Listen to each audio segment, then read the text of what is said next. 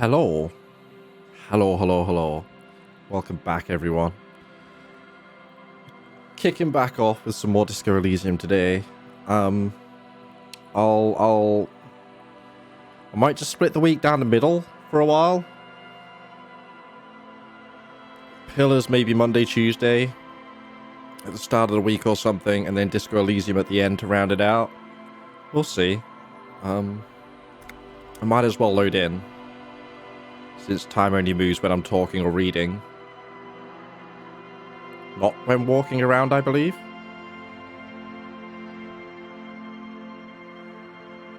But yeah, I hope everyone's well. Looking forward to doing a little bit more sleuthing. What are we looking at? What are we dealing with?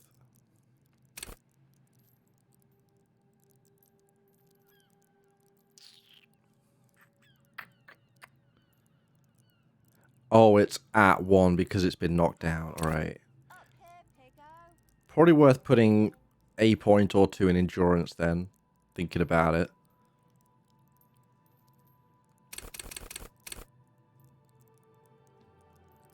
Half-light's weird.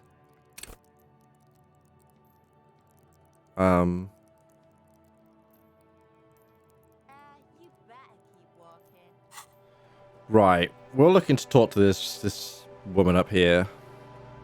This suspicious person of interest. Actually.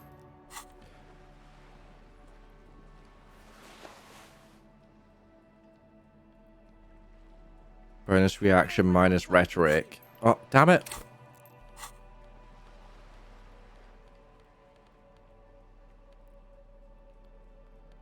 Those are all my options though, aren't they? I'm wearing the garden gloves because why not, I guess? Hey, up here, Piggo. Shut up. Got a ledger of failure and hatred.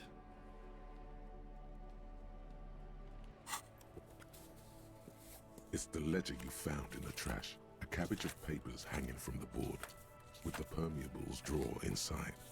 It's barely held together by a clip, then made complete by the faint smell of urine Yeah, cleaner. nothing new.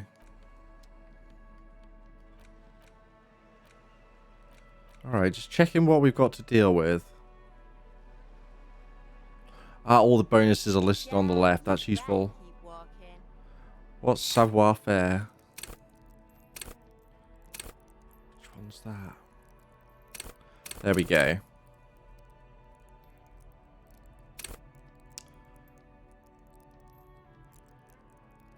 Urges you to be disco. Lets you stay cool. Alright. Staying cool. Being suave. Let's do that. A sturdy metal door guards the southwest entrance to the apartment building. It's locked. Let's knock. Oh, God, look at us with our gloves and our clipboard in one hand and our bag of bottles in the other, which I need to sell. Although I do have enough money now. After just asking for some from the rich old lady. The door rattles against your knuckles, but there's no response. The door rattles again, but this time you hear an elderly woman's voice calling out from inside. Mm-hmm. Stop banging on the door. I'm not letting any more strangers inside. Hold on, who am I speaking to? Doesn't matter who I am. Now go on, get out of here. From within comes the faint sound of a broom sweeping across the concrete I have no floor. option. This is the police. Open the door. Ha! The police? Everyone knows the police don't come round here. But I'm not joking. No, I already told you. I won't be responsible for any more strangers getting into the building. Go check the backyard door. Maybe someone there will. Backyard door. Backyard door. There must be another entrance to the east. Do we plead to Kim? Kim? Madame, I assure you, we are real police officers. There is no reply. Just faint Alright, swirling sounds didn't work anyway. inside.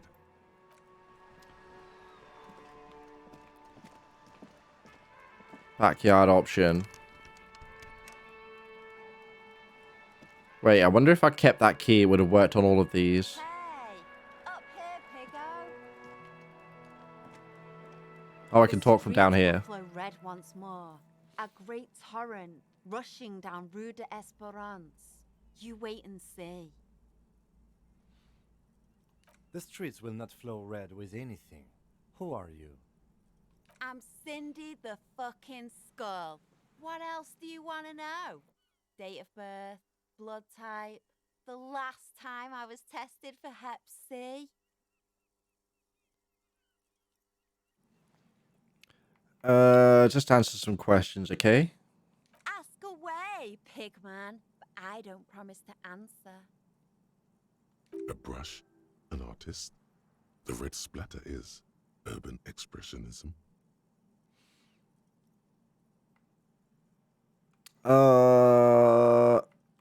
Yeah, what are you looking at? She turns her head to face the coast and nods disdainfully toward Joyce, performing maintenance on her boat. Hatred, disgust, it's difficult to tell which of the two is more present in her girlish features.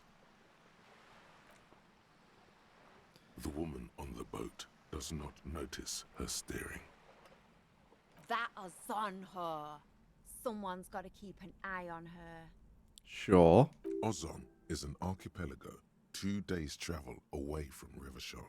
Its moneyed residents, used to posh restaurants and upscale boutiques, rarely have reason to visit Martinez. You mean Joyce? On a first-name basis with her, are we? Piggy's moving up in the world. Yeah, I don't like her either. Pig's not half as dumb as he looks. What are you doing to the wall? Can't you tell? I'm painting a beautiful mural, an aereo graffitio visible from low orbit. Okay. I haven't really started it yet. I'm waiting for the right words. So you don't know what to write?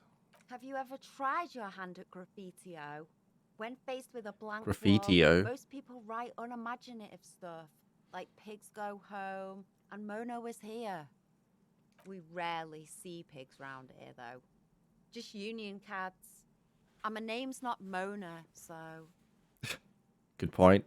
She wants it to be something true and total. Why are you so committed to defacing the building? This place is severely lacking in havoc. Not even the occasional trash can fire to break up the tedium. Alright. I thought I'd mix it up, you know. Summon the forces of crime and social chaos with a wall-sized invitation. Straight up anarchist, maybe? I have an opinion on this. Want to hear it? Yeah? I love public art. Don't mind us. Keep doing what you're doing. Might be the next Banksy. Never know. Thanks. I'm sure the inspiration will come to me now that I have an official RCM stamp of approval. She means the opposite. You've lessened her desire to deface the building. Oh. Well. Oh well. Do you know anything about the recent murder? I ain't no snitch, pigstein. Go forth and forage in someone else's shit. No shortage of squealers in these parts. Mm-hmm. Actually, there is a shortage of people who talk to us in a normal, calm, informative manner. We weren't put on this earth to make your life pleasant, fucko. Alright, catch you later, Cindy. Although I can't ask about you having my gun, which I think you do. Watch your back, ungulate. You've got eyes on you.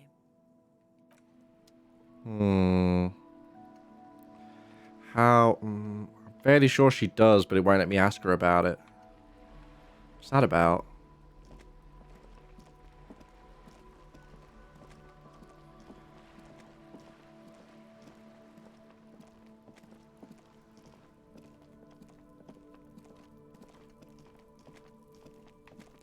We should go and do a better graffiti before she does. That'll upset her.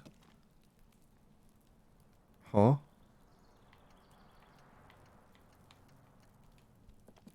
Can I talk to him? From here? You see a young man on a balcony nursing a cigarette. I assumed I had to get His up. eyes have been following you for a while. Not looking for any trouble, officer. It's the voice of someone who has something to hide, my liege. No trouble from me. I just want to know what's going on here. I don't want to be seen talking to the gendarmerie if that's okay. I just want to finish my cigarette.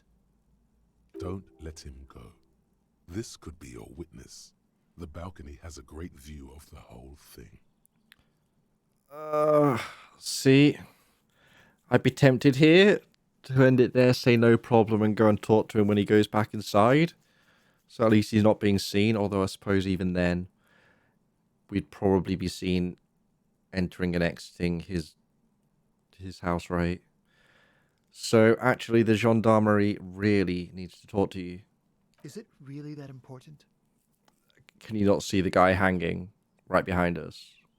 All right, but make it quick. Once I finish this cigarette, I have to run. Can you tell me your name? My name? My name is Martin Martinez. Uh-huh. That's definitely not his real name. You're not actually called Martin Martinez, are you? No, of course not. Could you please lower your voice? Looks like you've got a good view of the Whirling's backyard. Can you tell me anything about the hanging? I'd even go so far as to say that the view is a little too good, my dear gendarme. Do you have an estimate of when the body will be taken away? We will remove the body as soon as possible. Now tell us, where were you last Sunday? Oh. You already asked me that, didn't you?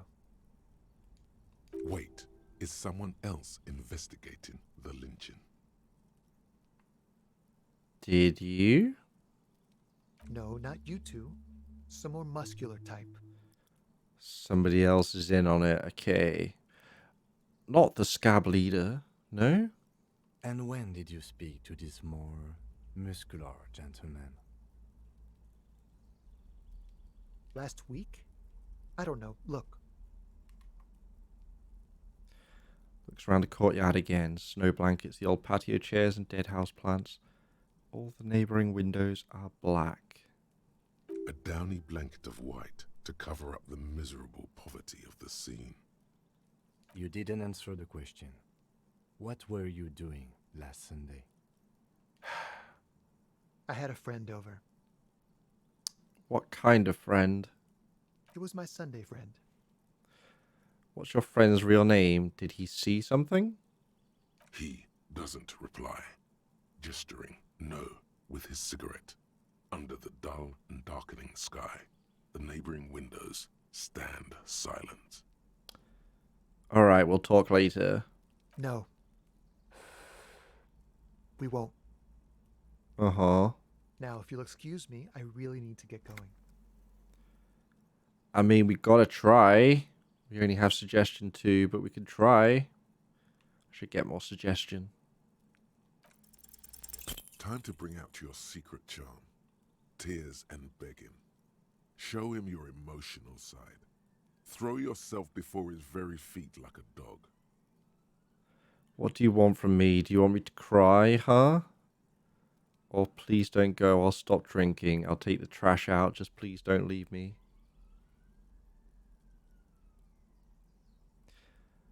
Do we... I kind of want... I mean, I've got to do one of them now. I kind of want to ham it up as if we're an emotional ex or something. Although they're both kind of that. Fuck it, 2's more fun. Please don't leave me. Trash? Please don't go. I'll even stop smoking inside. Listen, I really have to go.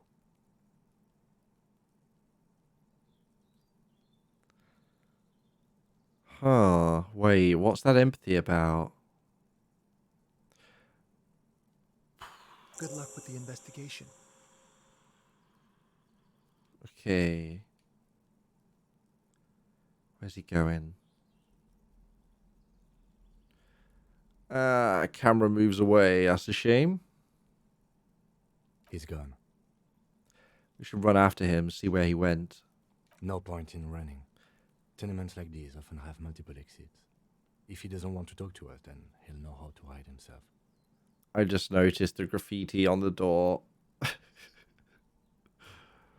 The fact there's a dick and balls right in the center just adds to the realism of the scene. So we just give up? He could be a witness. Him or his Sunday friend. Either way, we need to look into that muscular type who's asking about our case. There has to be a way of getting inside the building. Let's go check out the door near the pier again. Once we found a way in, we can ask around for his apartment. Okay, great. Let's do that. Back to the pier because this one doesn't work.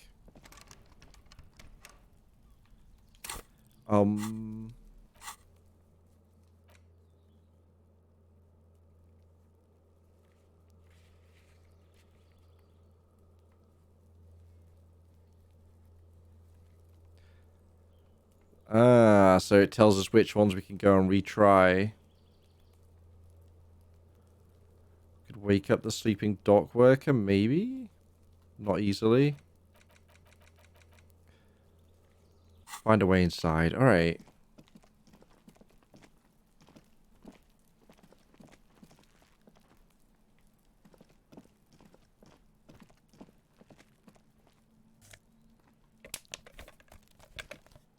Alright. I got some more rubbish.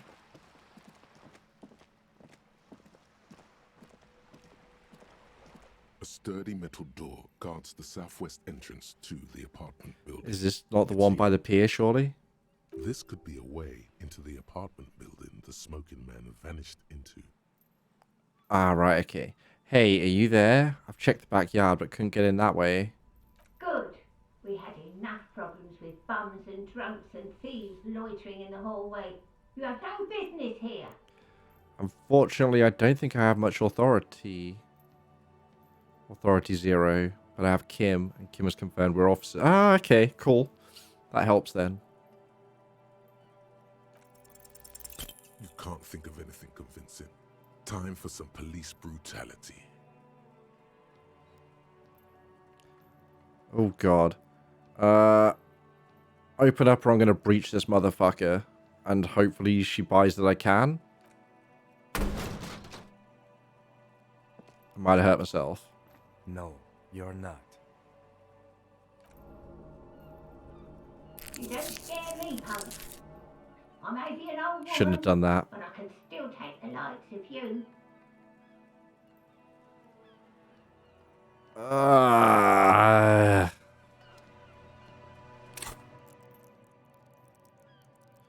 Oh, I've got a point.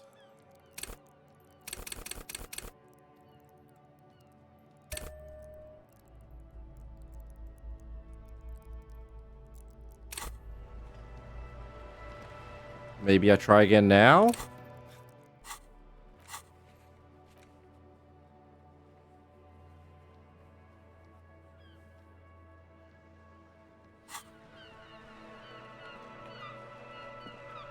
A sturdy metal. This could be a way into the apartment building the smoking man vanished. Can't do it into. again. The door rattles again, but this Stop banging on the door. I'm not letting any more strangers inside. No. The police? Everyone knows the police don't come round here. Oh, wait, hang on. I need to talk to a young man in this building? It's not going to work though, is it? No. I already told you. I won't be responsible for any more strangers getting into the building. Go check the backyard door. Maybe someone there will. backyard door with the smoker. You already were there. Didn't work. Let's do it again. Door rattled. Stop banging on the door. The It's police. cold out here. Everyone Let's try knows that. the police. No. Go check the Backyard door. Infuriating. Alright.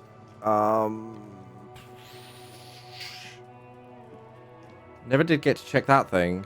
Oh, I can't reach it. Wait, is there a way up there? Possibly if I was more athletic, right? A stone, like any other, lying in a whirl of sleet and mud. Maybe there's something under it. Turn it over.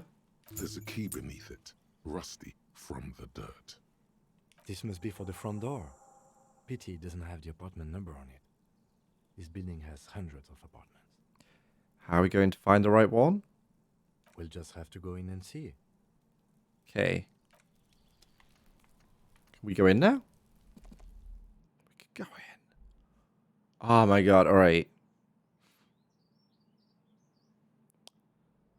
Well, we did it.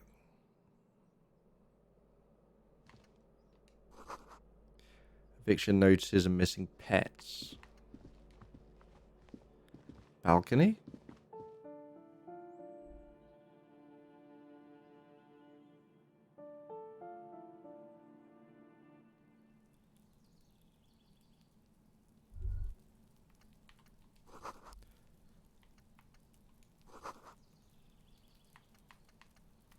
Oh.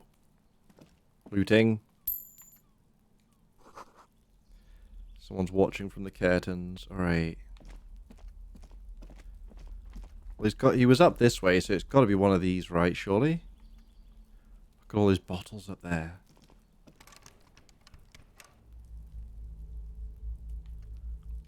What does that do?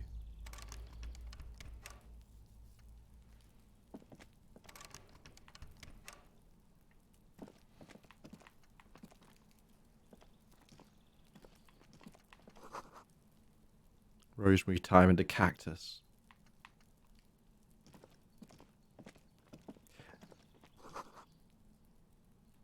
$28. Silence at 29. Singing to some buoyant dance track. What's the odds this is our friendo?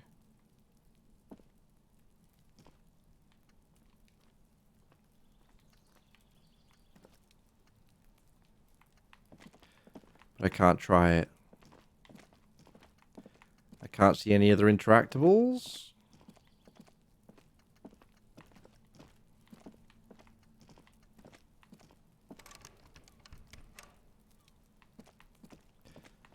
Not here, I guess.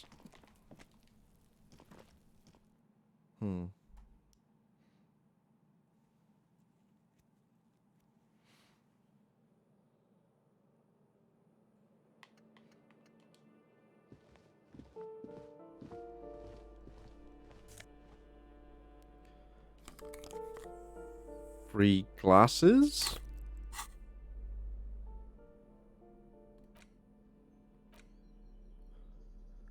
+1 logic, -1 authority.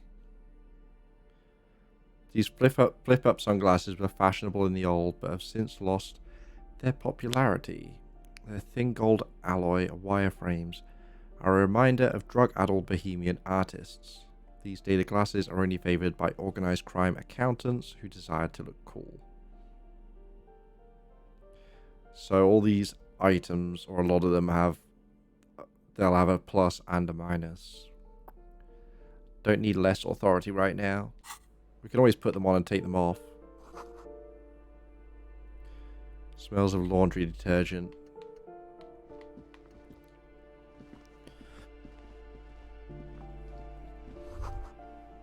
Old shoe rack. 3 different sizes.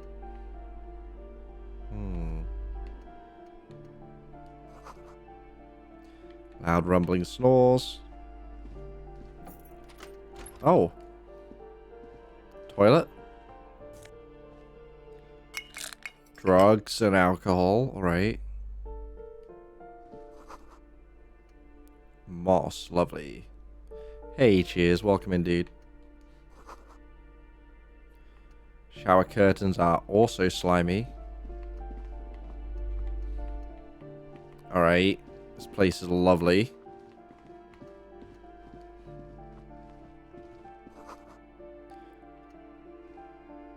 Didn't get the chance. That's alright.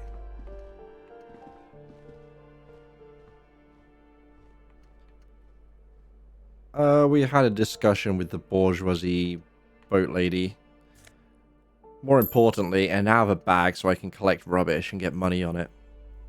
And just at the start of this stream, I found a key under a rock to get into this apartment building. This door has been closed with a padlock. A chalk-drawn number on the board says number 11. Examine. It's a solid lump of metal, but the shackle is deeply corroded. A solid pair of chain cutters would make short work of it. Why would we want to unlock it?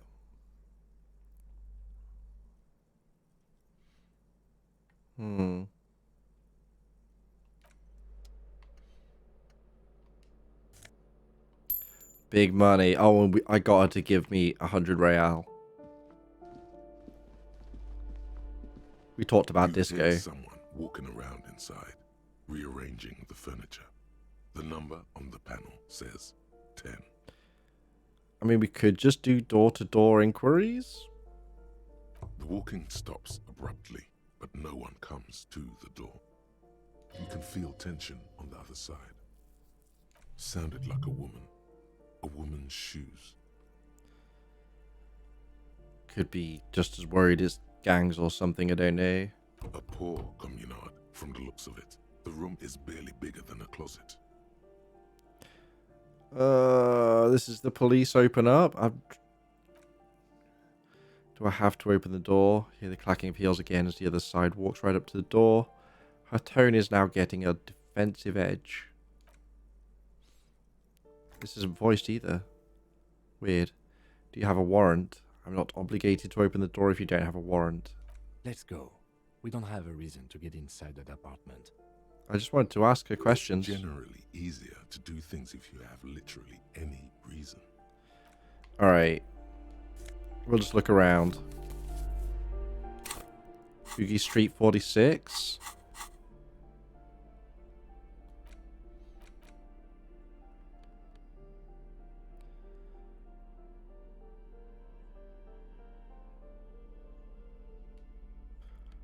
Just sellable, I guess? Don't know why I'd want a postcard. You wouldn't let me in, bitch.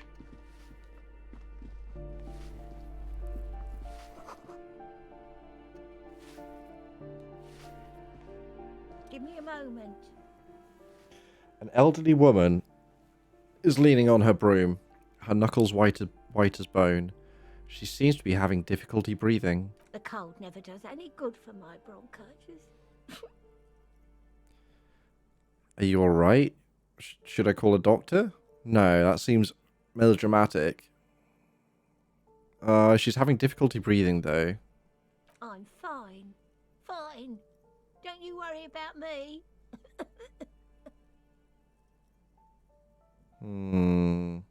You're still worried. It's very worrying. Now, what do you want from me, policeman? She's the cleaning lady. She knows the floor plan and the residence. I'm looking for a young male in his mid-20s. Dark hair, skinny build. A smoker on the balcony. Yes, yes. I know who you mean. The scrawny boy who's always smoking like the devil. Looks Right?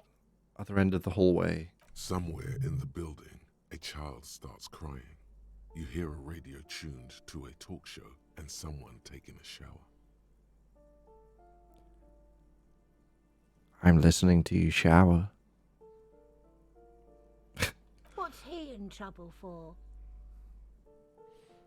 No trouble. I just want to talk to him. Do you know where he lives? Talk?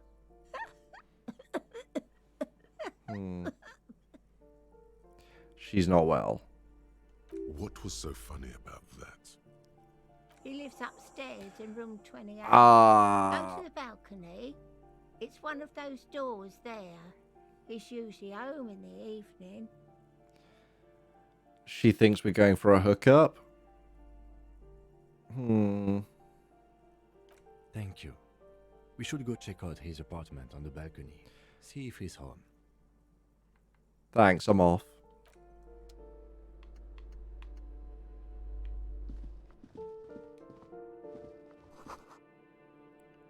Foreclosed by Martinez Realty Associates. All right. Oh. I could have got in through that broken window, although that probably would have gone badly.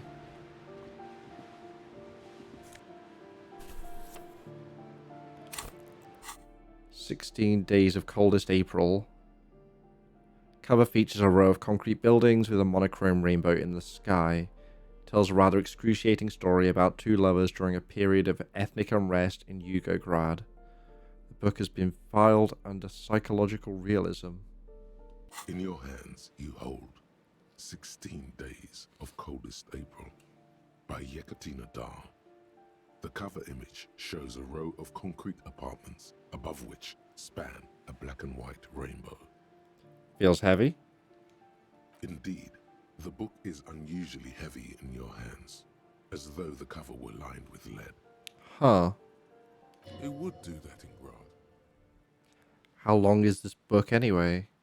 You flip through the book. The pages are thinner than you realized, and the type quite small and tightly set. It's nearly 600 pages long. Real art is dense and difficult.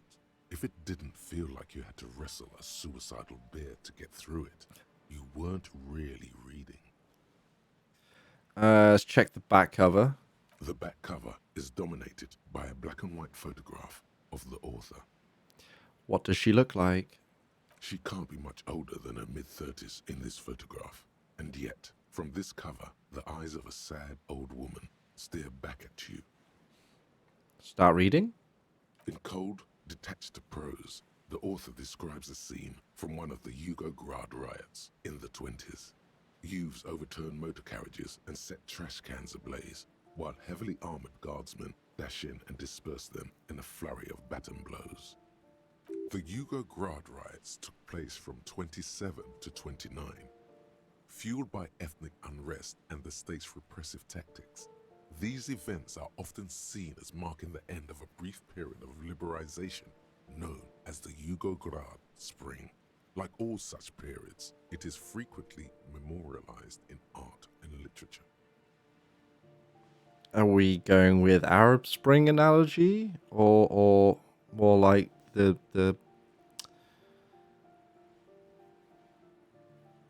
I don't know, Yugograd? I was kind of guessing maybe Yugoslavia, but I don't know enough about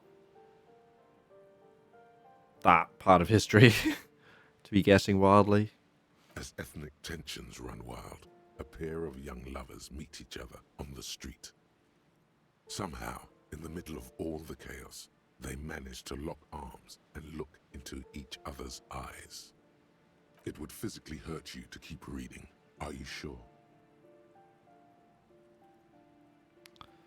It would physically hurt me. I'll just leave that. I won't subject myself to Grandian realism. You've made the right life choices today, sir.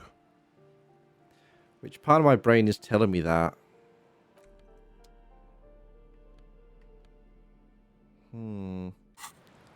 Maybe some other time. Someone's torn down the wall. A fridge and a bath in the same... next to a kind of... what a weird-ass room. Wait. Because the door doesn't work? The door got barred, so they broke down the wall after it was foreclosed? Is everyone here squatting?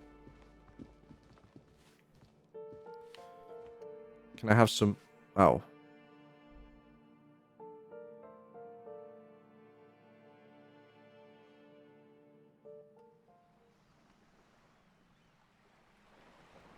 Wait, did I ever even check the thing in view of the headlights? I don't think I did. Damn it. Oh, and she likes calling us fucko. I think she's anarchist.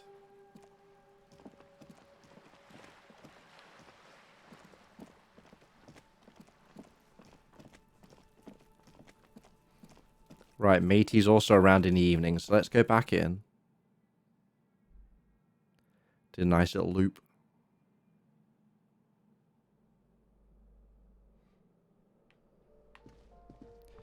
Back to the balcony. Room 28. Or building 28. Apartment. There we go. That's the word I wanted. Heals all your health and morale. Cool. I'll save the refill on morale I've got. Although it did seem to give me an opportunity before I bottomed out to take more. This door is made of metal. To refill and it. needs to be reinforced. Someone here really values their security. Number 28. This is where the cleaning lady said the smoker on the balcony lives. Let's see if anyone's home. Knock on the door. Knock, knock. No one answers. Looks like the young man we are looking for isn't home. I think our best chance to catch him is in the evening. How much later? We should return tomorrow after we have finished with our day's work. How about 9 p.m.? Sound good? What's wrong with today around 9 p.m.?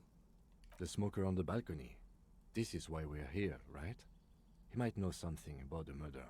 So tomorrow 9 p.m.? Suddenly, he's a little worried about your memory. Don't worry. It's mostly all still here. You can remember things. You got this. Sounds good. Tomorrow, 9 p.m., right here. Apartment number 28. Good, let's go. Damn. Turns out it's quite tricky finding someone in a big apartment building. Don't worry. You'll get him. Remember, tomorrow, he's probably gone for today. Knock again. Alright, let's go to the shop if it's still... Oh, that's how we highlight everything. Got it. Good to know. Oh, and that... Zoom. Zoom. Alright. Yeah. Let's get some money for our stuff. Pay our room bills so we can sleep. Otherwise, I guess we literally would... Well, Hobocop's an option, so I guess being homeless definitely on the cards. I'm still not sure if I want to internalize the advanced race theory just so I can... just so I can progress there.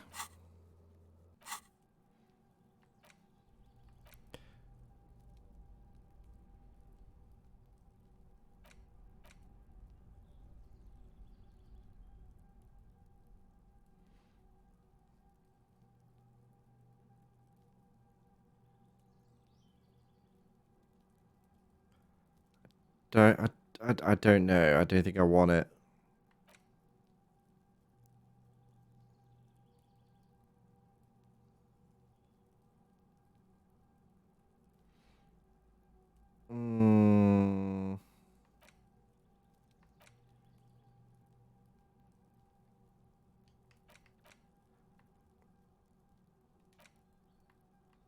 Wait, cost skill points to forget? Oh, yeah, in that case, let's not.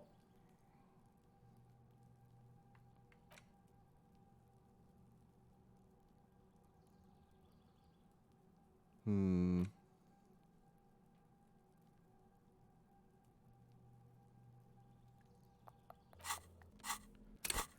think I want at least, like, one more endurance. Just so I'm not on literally 1 HP. And then after that, we'll probably go into this stuff up here again. I don't know. Suggestion's nice, though. Volition would be 3. I'm happy with our perception. Yeah, so basically I just went and explored the rest of the area. I can't remember how much you saw before you left yesterday. We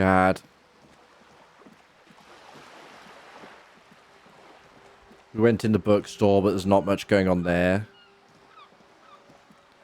There's this dude who's just sleeping. But we did take his bag. Oh wait, can I check that now? Nice. Got a plastic carton. The sight of bullet holes stirs something in you, making you forget the lieutenant's surname. Look closer first. The faded marks are too degraded to draw any forensic conclusions. Just chips in the sandstone.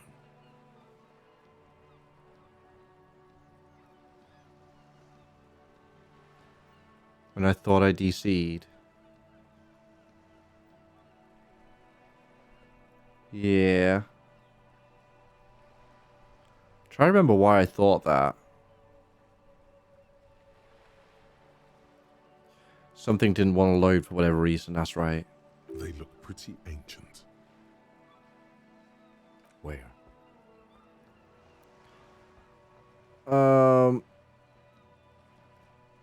Point to the chips in the wall. Someone has been shot. No. No, that's dumb. Why would we be pointing to those? They're from the revolution. Nothing, forget about it. We're not. No, come on. Right, we got some glasses. Yeah, these guys are playing Patang. Patong? Patang? I don't know. Did I check the bench? Is that just sit on bench? The worn and beaten wooden planks of the bench do not look overly comforting. We can sit on benches after we've solved the murder. Let's go. Alright. Oh, check the bin.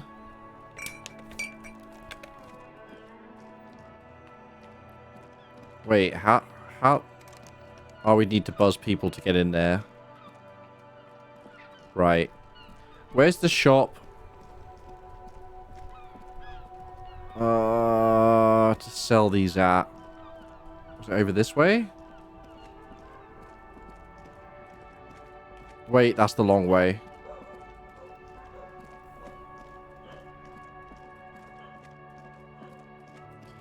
We found the racist lorry driver. Free drugs. Gotta be a way up top.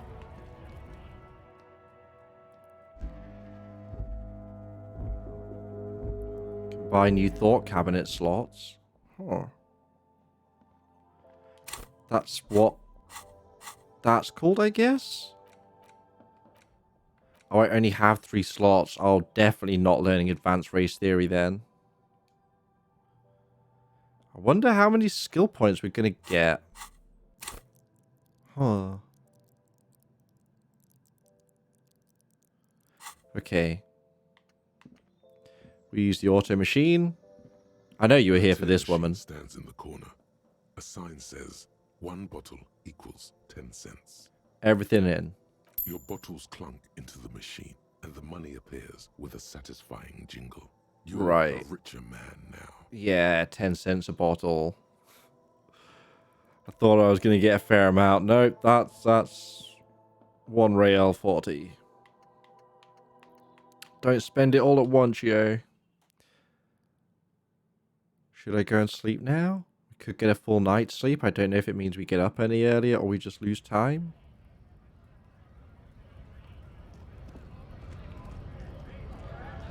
This isn't the guy that was investigating, was it? He's quite muscular. Right to work! Right to work! Shame on you! No, we'll leave him. Try you once more? It's fun to talk to if nothing else. Hola, wandering man. How can I help you? Nah. Alright. What? That was weird. Oh, what's that about?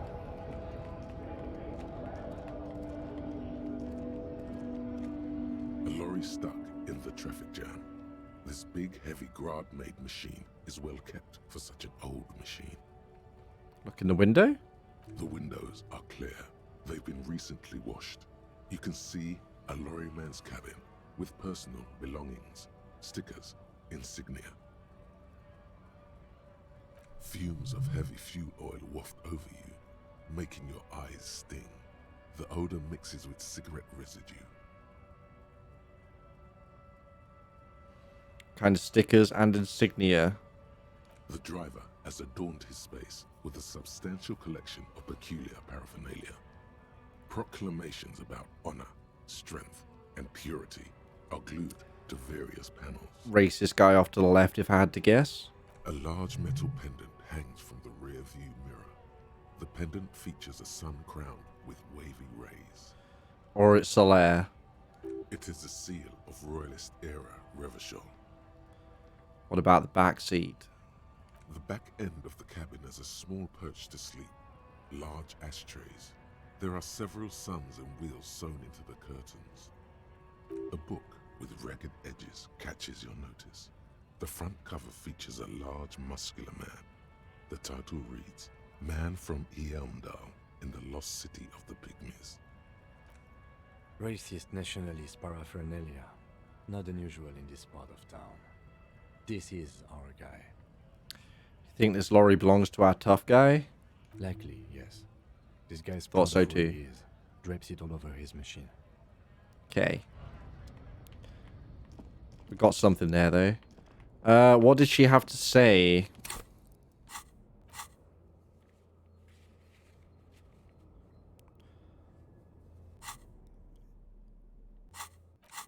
Is there anything that tells us? I'm curious.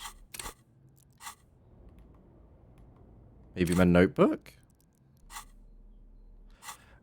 Basically, we got a lot of history about the war and the regions, and basically we just had an argument to assert dominance. Oh, what's that? Memorial, I guess. Oh, right, it's that thing. An old monument stands in the middle of the traffic island, pointing toward the sea. It looks as if it's been reassembled piece by piece, secured and mounted in the air with the aid of numerous ropes and rods. Who dat? A silver plaque on the statue's pedestal reads, I am Philippe III, the Squanderer, the greatest of the Philippian kings of Revachol, son of Philippe II, the Opulent, father of Philippe IV, the Insane. As you look up, you notice something about the statue. There are some odd indentations on the king's chest piece. Will encyclopedia, I guess. What did the king do? Even by the standards of the Philippian kings, old sumptuous Philip was known for his profligacy. Well, he blew through the whole national treasury, starting the decline of one of the penultimate century's greatest superpowers, the suzerain of Revachol. Pissed away a country, nice. His own maladministration foreshadowed the fall of the monarchy. During the anti-centennial revolution, an end to his family line and the monarchy on the Insulindian Isola. How did he blow through an entire national treasury? Stories have it that he had his bedroom converted into a treasure chamber, where he stored unfathomable wealth. Krugerrands, bars of gold, ornate weaponry, armor, and various chalices. Was he Scrooge McDuck? There were whispers he slept on a huge pile of gold-dipped feathers, like some obese dragon, instead of a bed, like a normal person. A deplorable farce. No wonder everything went to shit. But wait, you haven't even heard about his fabled cocaine addiction. The what now? You see, old Philippe wasn't just good at squandering the national treasury on gold and ceremonial weaponry. He was also a prodigious snorter of nose candy.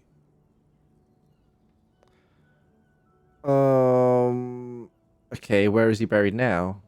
Beneath the cold waters of the Insulindian Bay, thrown there by the revolutionaries after they cleaned out the royal mausoleum.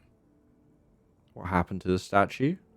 The original was blown apart by communards, then further damaged during the landing of the coalition's airships during the turn of the century revolution, when Martinez was leveled.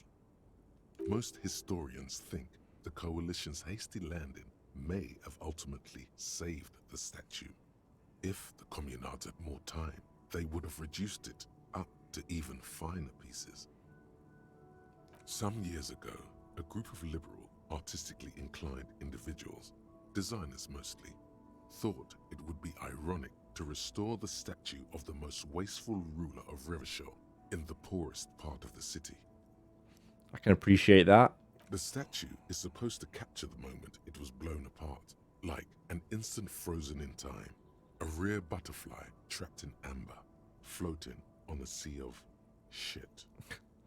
Brilliant. Funny, nihilistic. People in Martinaise tend to disagree, as do many prominent Bah, critics screw 'em. and thought leaders with more nuanced social awareness than the young ironists. Those critics might have it wrong, though. There's more to it than just ironism, but you can't say what precisely. Perhaps this art mystery will be solved at a later time. Challenging check. Philip III, the Squanderer, however, with his bronze face up in the air, doesn't seem concerned about what the hoi polloi think of him in death. The Vox Populi. Whenever I hear them talk about the hoi polloi, it just reminds me of Bioshock Infinite. Not that he ever did in life either. What indentation? What do I see? Something with great kinetic energy seems to have impacted the cuirass, around where the heart is. A bullet? Maybe at some point. Someone shot him in the heart. Interesting. Why is it offering me really dumb options here? Come on. Don't mention it. The monument stands high above you, mute and indifferent to your sightings. We'll leave it. Yeah, we can always say hi to her again, see if she has anything more to say. White tank top. Hell yeah. +1 physical instrument. Work it.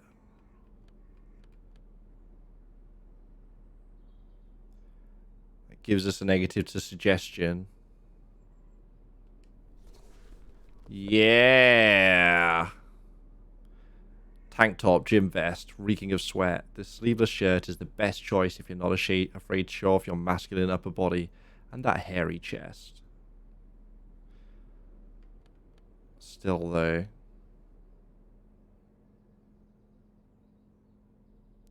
Yeah. If nothing else, I'll do it for the stats.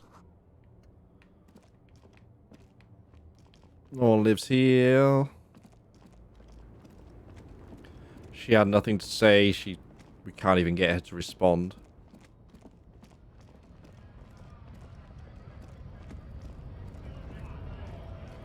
Still got Big Boy up top. We told him what we thought of him.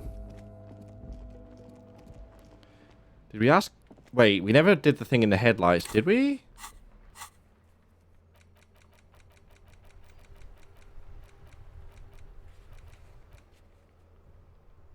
Or run the serial number. We didn't do that. We didn't ask Kuno.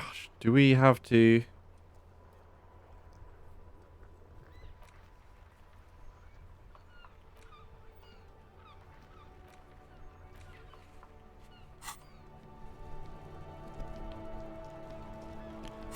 How about... Wait, let's find it.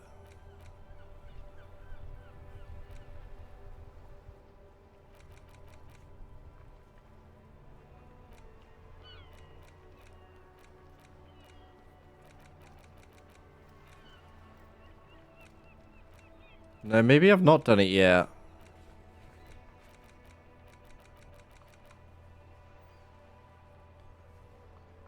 Oh. It doesn't have to be tomorrow, it just has to be after 9.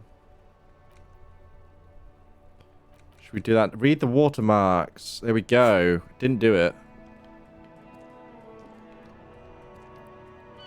Inside, you see a set of steering levers, a radio microphone, a pull-out toolbox, and the soft glow of the fuel preheater gauge. Kim, how do I turn on the headlights? All right. Ready? I turn, you press start. It's next to the preheater. He's downplaying his excitement. The lieutenant is more than happy to show off his precious carriage. Press the start button? The dashboard lights up with orange glow. The rounds per minute gauge jumps, and the engine of the Caprice Canadian comes to life with a whiny growl. Sounds cool. Like a leopard waking from its sleep, yawning and roaring at the same time. Do the headlights? The lights unfold with a little click, casting electrical light onto the ground before the vehicle.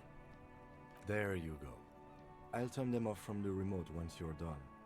We just need to stand in front of the machine now. All right. Let's check the MacGuffin.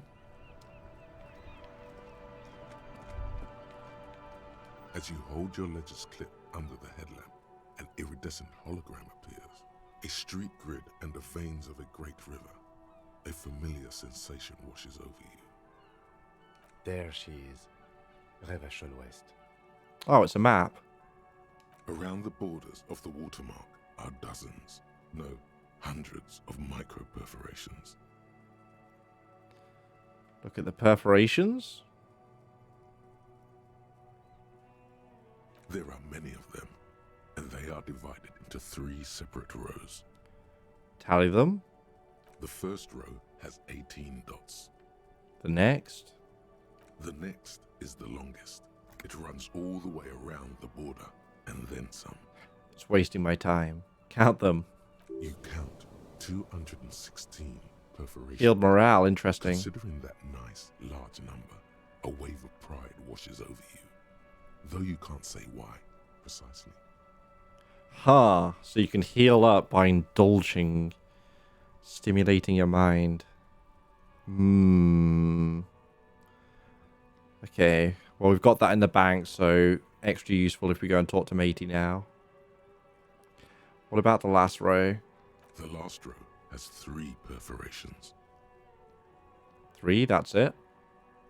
That's it. Hey, Kim, what do all these holes mean? Those are perforations. They represent your record as an officer of the RCM. They are your statistics, as it were. I should have guessed you'd keep a record. Officers often do. Let's take a look. Alpha male officers who are proud of their numbers often do. It's meant. The first row represents your years of service. 18 years. Okay, not bad at all. What did you do before you volunteered? Oh, God.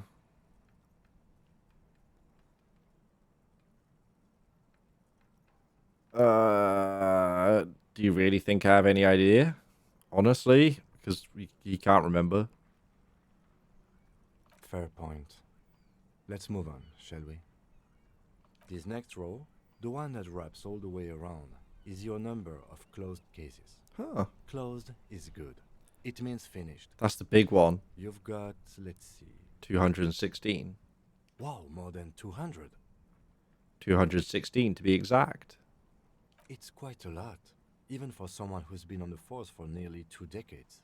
Usually, clearing more than 10 cases a year puts you in the 90th percentile of all RCM officers. I used to be good. That's some solace, I guess. What's the last number? Right. Those are your confirmed kills. You've got precisely 3 perforations there. That's not too many out of like 216 closed cases. For an RCM officer, especially Precinct 41, which is in the Jamrock quarter, it's rather tame. I mean that in a good way. There are certain officers who treat their kills like some kind of ghoulish game. If they do happen to solve a case, it's usually by accident. But it seems as though you are, or at least were, one of the good ones. So we have that to be thankful for. Have you ever killed anyone, Kim? Yes. It's not a problem for him to state it, however. Okay. How do you handle the strain? Everyone has their own method of coping, some more effective or self-destructive than others. Personally, I find it helps to keep up a few hobbies. Maybe I should find a hobby? Wait, like what? What are your hobbies? Oh, this and that. Let's not get into it now. Alright, he's very closed off. We can respect that. Maybe I should find a hobby. Why not gardening? You've already got the gloves. Oh god, he's commenting on it. It's meant in earnest. Please don't mistake it for a jab. Thanks. The lieutenant nods. Look at the shimmering grid. The rectangular watermark is overlaid with the logo of the RCM, and yet the major arteries of Revachol are all recognizable. They shimmer in the Kanema's headlights. Look around. We can work it out. You catch a faint glimmer from a broken beer bottle in the distance. Sounds. 2 men engaged in a drunken argument, followed by the closing of some distant window. Ah, Martinez at night. Where are we on this? Let me see. Right here.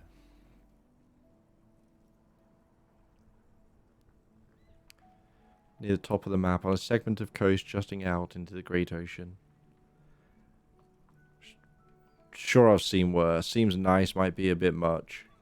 Oh yes. Coal City. Le Royaume. The burnt-out quarter.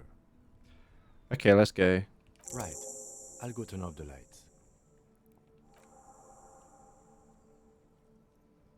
Can now see our stats on the journal page.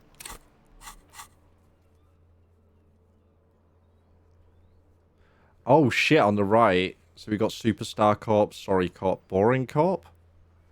Damn. Communist, ultra liberal, fuck that, moralist. Good cop, bad cop, 6. No honor. Killed 3 people, and yeah, those at the bottom 3. Alright, interesting. Well, we definitely are on the communist path. That confirms that much. We'll call the thing in after. I want to go investigate this matey over here.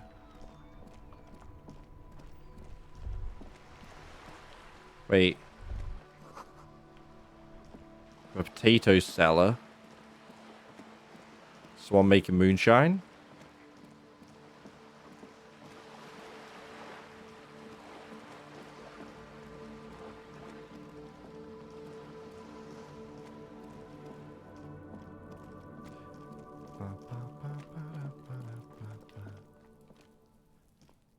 Number 28.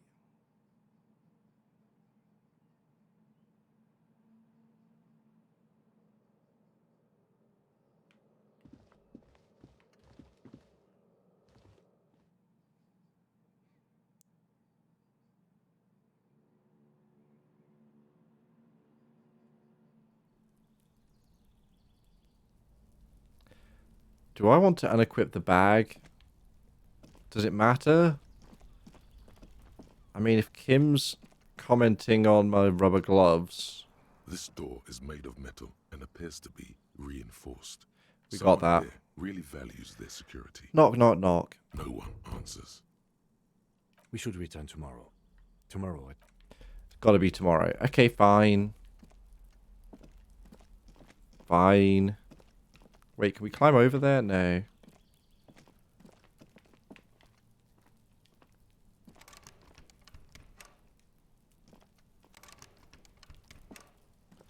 Still no idea what we do with either of those.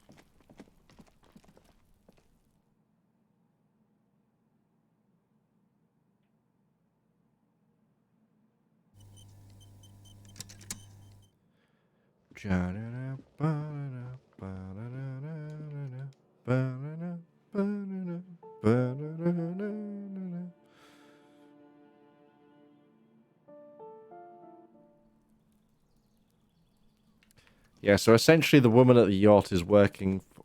Who is she working for? What's the name of the company? Oh, hang on. Let's go stop him briefly. She's got a fucking yacht, though. You're back. Good. That's right. She was trying to get us to investigate some drug trafficking. She wants us to be her cronies. She works for the Wild Pines. She's here. She is an arbitrator, essentially a middleman, to try and resolve the strike.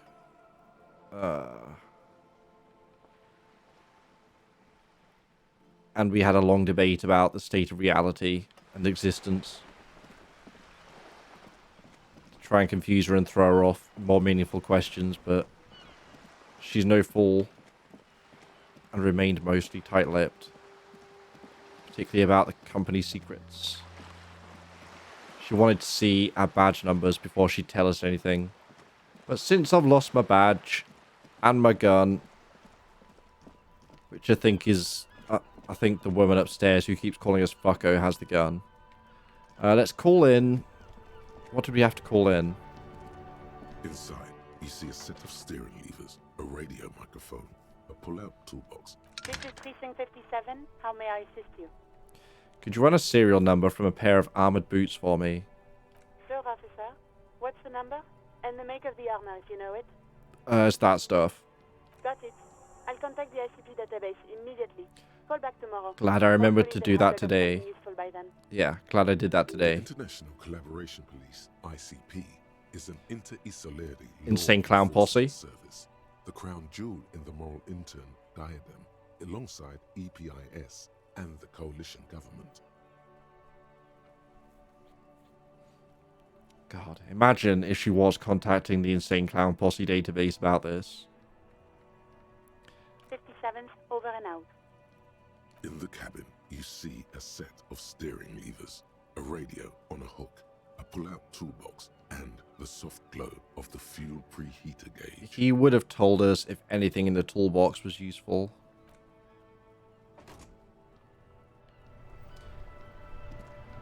But at some point, maybe I try running my fingers over parts of that, just because I think Kim's going to get off on it. Right, let's pay our bill, at the very least.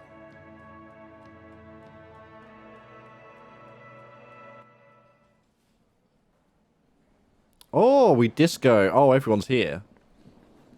Oh, okay then. Pay the bill. You can be less pissy.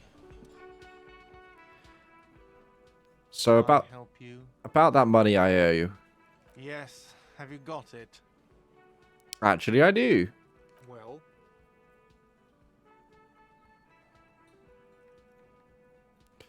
Here it is. Sorry for the trouble. great. Thank you, officer. That's all I wanted. Payment for services rendered. If you continue to stay here, I just ask that you please pay your nightly bill in advance starting tomorrow. He's not sorry about his behavior for your sake. Now that you have money, he really wants to make sure you're not angry with him. Of course. I'll unlock the electronic lock to your room. All the doors lock automatically at 9 p.m. Wait. Oh, if they're not paid. Please pay for each night in advance starting tomorrow. 20 real per night. 20 per night. Alright. So we've got to get a move on. I'll take a room here too. Of course. Always happy to have officers from the RCM as guests. Anything else I can do for you? Nope. Hey, so we've been monitoring you internally, and now we know your Copo type. Wait, there's Copo types? Yes. Guess what's yours? Cool cop? No, you're the sorry cop. The cop who's sorriest. Let's make it official then. Oh. Huge lack of enthusiasm going on in here.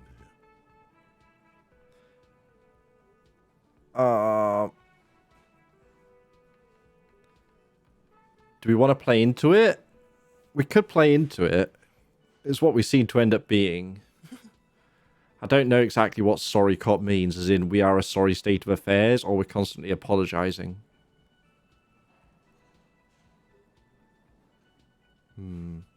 Although I guess. Although it won't hurt to find out about the other Copo types.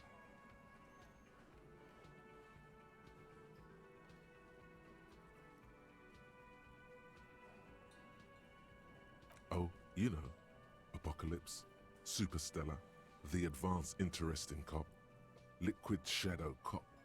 But you're too sorry to say those things. So, here we go? Won't the other Coppo types be jealous? What? Jealous of the sorry cop? I think they'll be fine. Don't worry. They'll be super fine. It'll be totally okay. You can dual Coppo type from sorry to anything. Dual Coppo type, alright.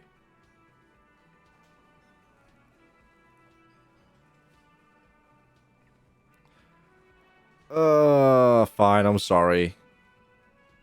Of course you are. It's okay. See if you can get something out of this, like info. Or maybe every time you say you're sorry, you get $1 million. Poggers, imagine that. That won't happen. Damn. Alright, we leveled. I wanted to get the endurance, so I'm gonna. We now have 2 hit points. Physical hit points compared to mental hit points.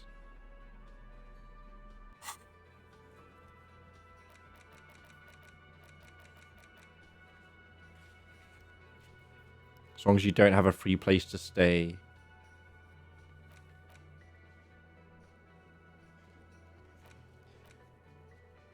Yeah, Joyce has info on the lynching, but she wouldn't tell us.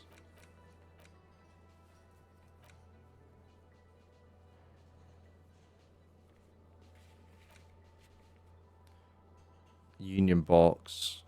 We need to talk to some of these people, I think.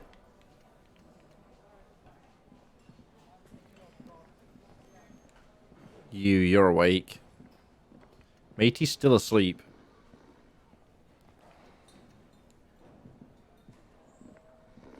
The worker is in a deep slumber. Perhaps he's on his way to where you just came from, into the primordial darkness. Or maybe. A colorful piece of plastic is dangling from his carabiner. Makes your fingers itch.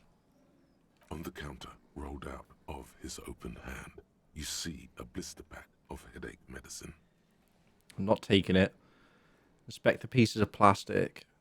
It's a dock worker's ID, doubling as a shift card and a job permit. A young, able-bodied man stares back at you from the photo. Santiago S. John. How would stealing the ID help? Wouldn't get us anywhere. I think we just leave.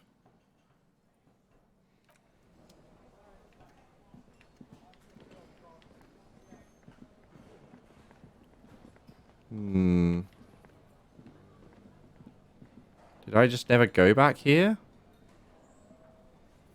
Is this not... There is an area back there. I guess this thing opens.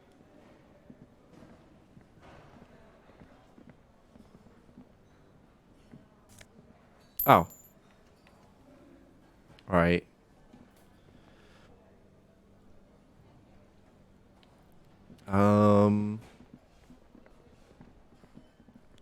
I don't know where else to check or go.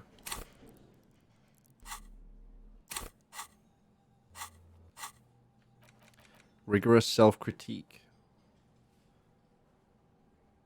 You one sorry piece of shit. A cop penitent. A flagellant cop monk. This is not the right line of work for you. You should be groveling at the feet of a feudal lord, providing lurid evidence against yourself at a Mazovian show trial. Ripping the flesh from your back with a cat of 9 tails. Whatever made you this way, you can be damn sure it was your own fault. Do it. Really criticize yourself. Who knows? You might uncover something of importance from your guilt-ridden past.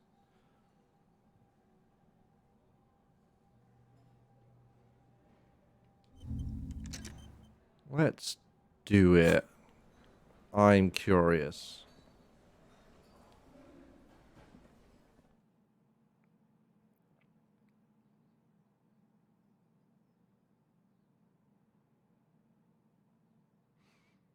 Most checks have secret difficulty modifiers, don't they just?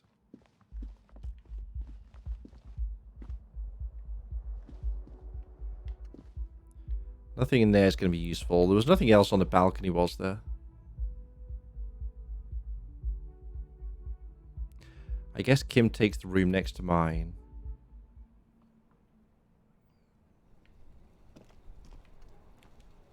I want to talk to you again. We'll go do that and then we'll probably call it a night.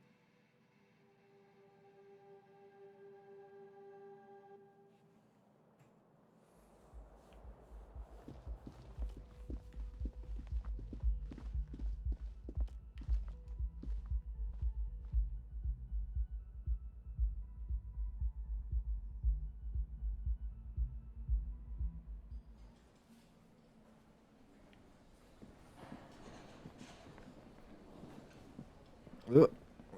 Can we... Thank you.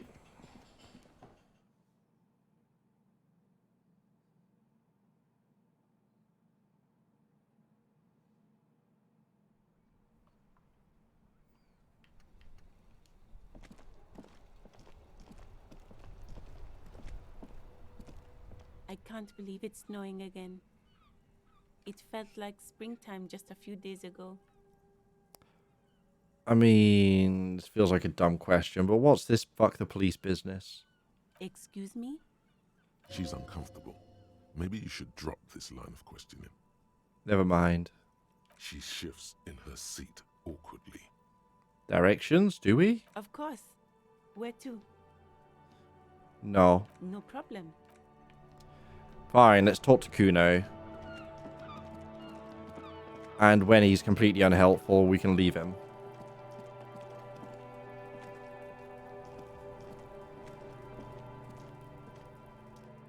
Fuck does Kuno care? Empathy legendary. We can try. We've got to get a 14. We need 10 or higher on the dice. He's on your crime scene, bossing you around. And he's been here for some time too. This is where he hangs out. You have to get more out of him. He could be useful. Oh, this isn't going to go well. This is not going to go well. Kuno, listen. I know this boundary pushing thing is new to you, but it's old news for us grown-ups. Get your snout out of Kuno's ass. Kuno knows how hard Kuno pushes it. Kuno pushes it hard level. You should give up, Popo, or the Kun will keep fucking it out of you. You okay, Kuno? That went wrong. He took it as a compliment. Then he had a minor seizure. Do you kids often play in this yard? Right, Pig? This is where Kuno plays with his little wooden choo-choo. What do you want with it? Dead man's clothes were in the trash. How did they get there? Yeah, Kuno doesn't know shit about that. That shit is beneath Kuno. Alright, I don't think he knows anything. Shoot that shit at Kuno, dumpster diver. What was that about? The ladder, ever climb it? Look at that fucking shit. You're trying to get Kuno killed. So you say the ladder is unclimbable? Fuck does Kuno know? Kuno's not a fucking acrobat. It's a trap, Kuno! Don't climb it, Kuno! Damn. Alright, whatever. Yeah, whatever. Kuno doesn't give a shit. The body, what do you know about it? Shitload, Pig. What's your question? Don't tell the pig shit, Kuno! Kim, what do we want to know? If I were to want to waste my time, which I do not, I would ask them who he is, how he got there, and the usual. The usual being, have you seen anything out of the ordinary? Or have you seen anything suspicious? Do you know who he was? Kuno's fuck gimp. Kuno uses the fuck gimp for target practice. Not for fucking? Surely that's what you have a fuck gimp for. He's trying to hide the fact that he doesn't know. So you don't know anything? Kuno knows all kinds of shit. Kuno's not a snitch. That's all.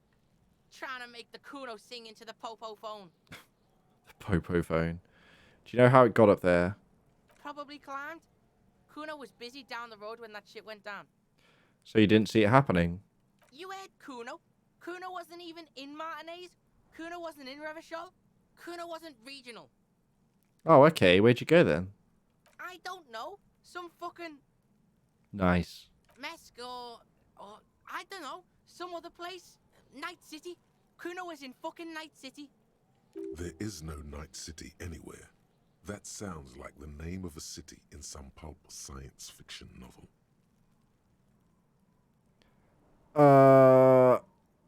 Yeah, that's a fictional name. That place doesn't exist.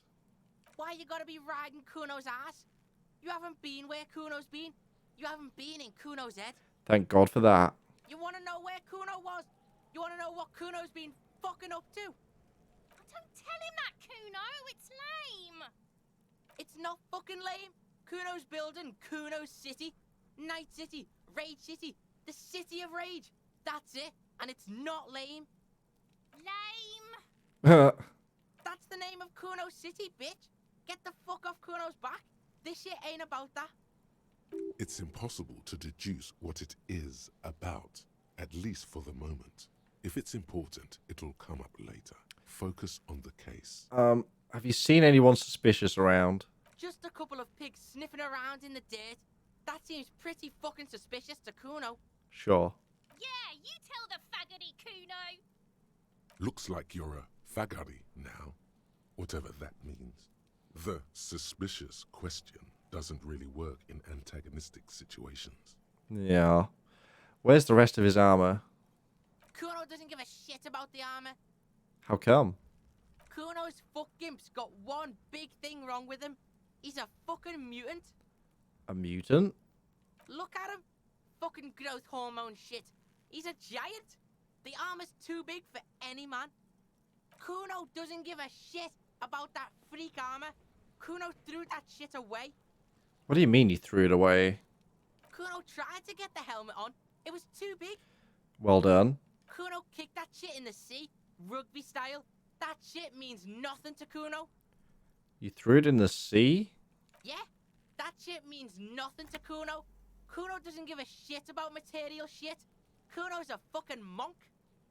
You wanna fuck on someone about that armor? Go fuck the mustached union fuck. The jolly troubadour shit at the gates. What do you mean troubadour? Yeah, cock and boot. You know that jolly union cow fucker? Came around talking about cows or some shit? Came around pretending like he cares about cows? Yes, you met him at the gates. The one with the boots and the jolly smile. Oh, right. You mean Manana. Yeah, he's the one you want to talk to. He's fucking crazy about that armor shit. Coming here pretending like he likes cows. Trying to catch a peep at Kuno's armor. Curious, my liege.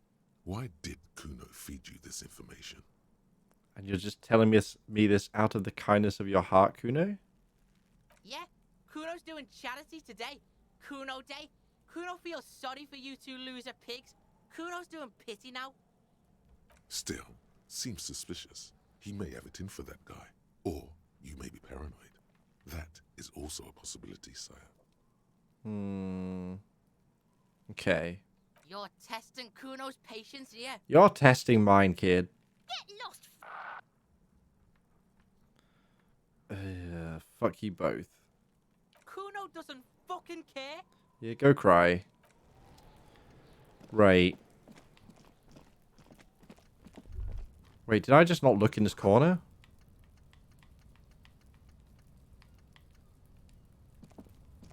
An inconspicuous pile of the roofing material, Eternite. Why am I looking at this pile of the roofing material? It's nothing. Someone just left some roofing material slanted against an old shack. Because there's a secret door hidden behind the panels of Eternite. Uh-huh. That's why they're too orderly. Pry it. There it is. You see a shabby little door. Is this Night City? What is this then? A tool shed? Let's investigate. It's getting late. But I guess so. Although also what's down here? Can't get there. Alright. Yeah, a little bit late, unfortunately. Cheers, but...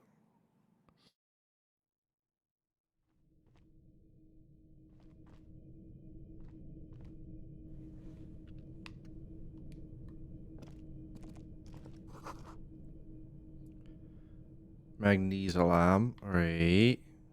Wait, not that way. Do that. Trace of powder. Be still, my beating heart. It's amphetamine.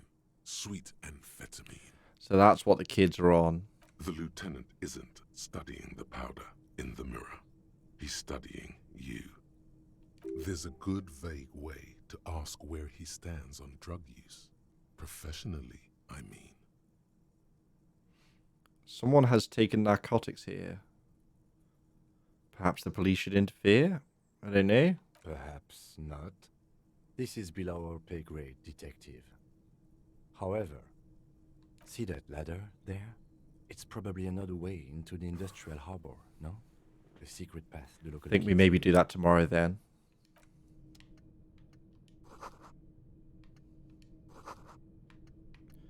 Let's pop our heads up.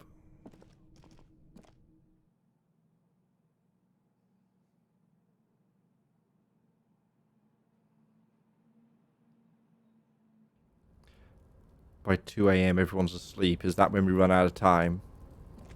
Give me the coat. Wait, where are we?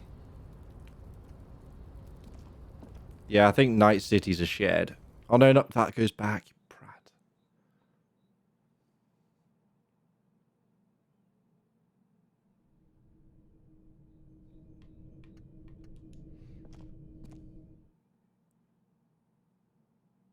I mean, it was never going to be an actual city, was it? What's Kuno ever going to pull off?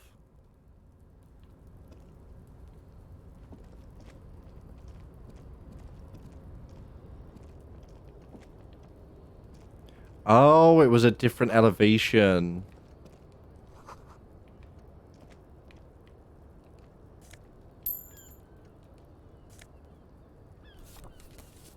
Another postcard.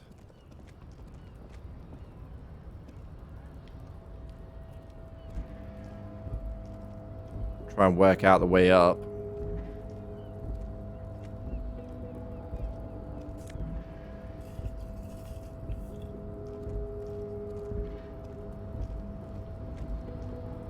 Right, yeah, we're up here.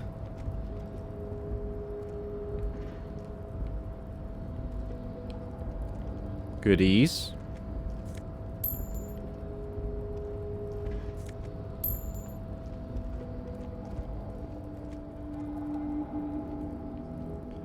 So now what?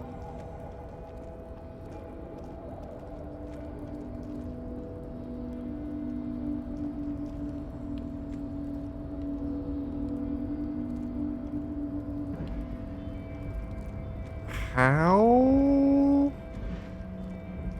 And where?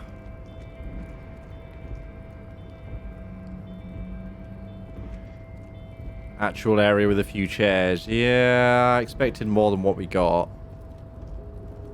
I don't know how I get down from this roof.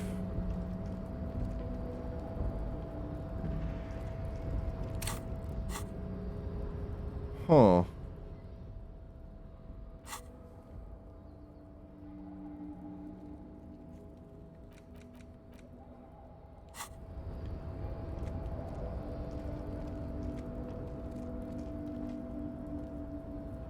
Is there another way? Why are the textures fighting?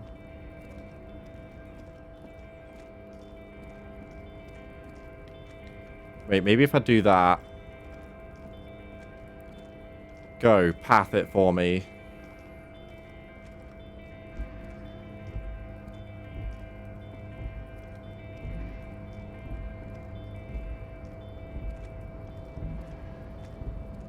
Looks like someone left his tarpaulin cloak hanging on the railing here. When the wind ruffles the cloak, you can most definitely see a white rectangle on its back. You son of a gun, it's a cop's cloak. Yes, it's probably yours. Probably. It bears the RCM insignia, and you have a habit of being careless with your equipment. You could probably make the jump. You look like you've done some track and field in your day. Look around. The wind is aggressive up here. The lieutenant looks at the enormous crane towering in the distance over the container yard.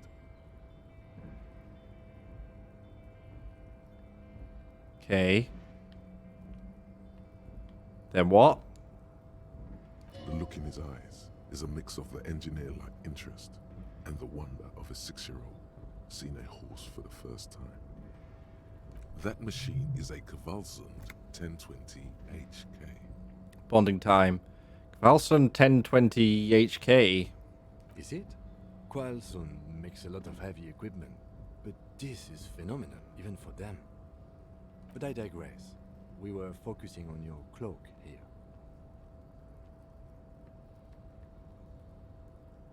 Let's try.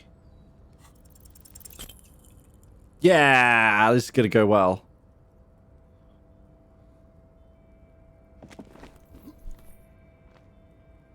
Do we cow it out? Nope, no. That's still too high. What were you thinking? You're not a gymnast. You're a boxer. And you've climbed way too high. Psychological damage. You could have died there. Shit. I'm failing you. This wasn't part of our deal. Hey, what happened? I'm alright, Kim. I just can't do it right now. I understand. We can always come back when you are feeling better. It's just a cloak after all. Which one's Volition? Oh, right, because our morale's low.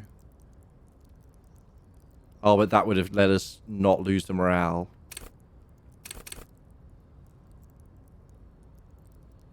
And that would be the one for getting over there, I guess? What was it?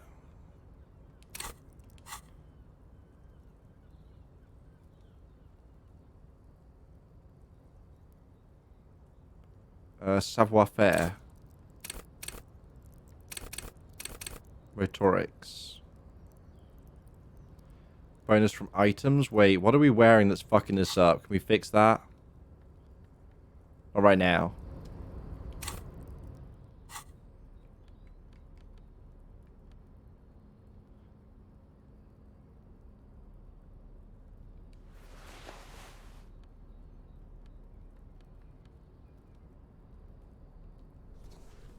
Well, that'll make it more doable. The tarpaulin cloak with possible RCM Oh, markings it's locked. is still caught on the railing. Do you really think I should get it? The cloak? I do think it's yours, yes. As to whether you should go for it? Well, it doesn't seem too dangerous. 2 meter stops. Whenever you're ready to do it, I'll be right behind you. I guess once we've done it once, I'll be able to open that door. The cloak looks like a bag of goodies floating in the wind. Who knows what its pockets may hide? Right, could have a badge, a gun. I wish I'd taken off the clothes first.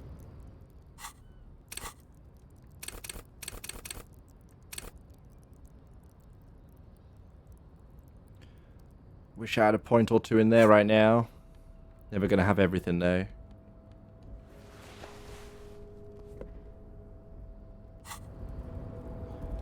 I think that's all we can do today.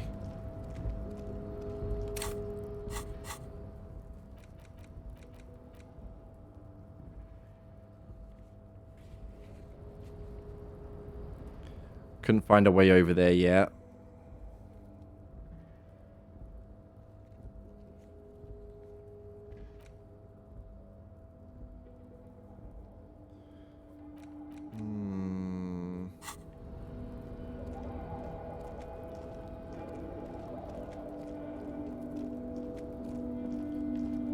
Anywhere else we can go? Probably when we're up there we can do that.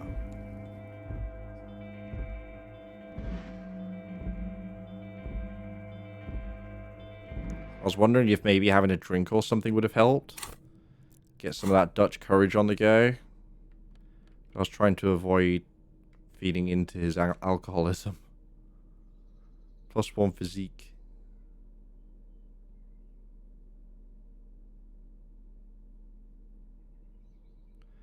Maybe just trying fresh in the morning. I don't know. I don't know. I'll take that though.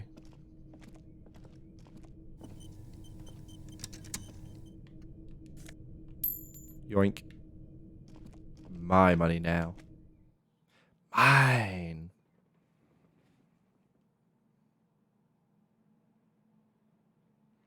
Unless we have any other checks we can reattempt.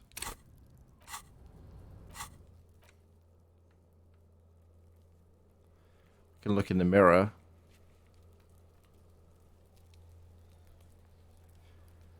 Need a copy of the city map.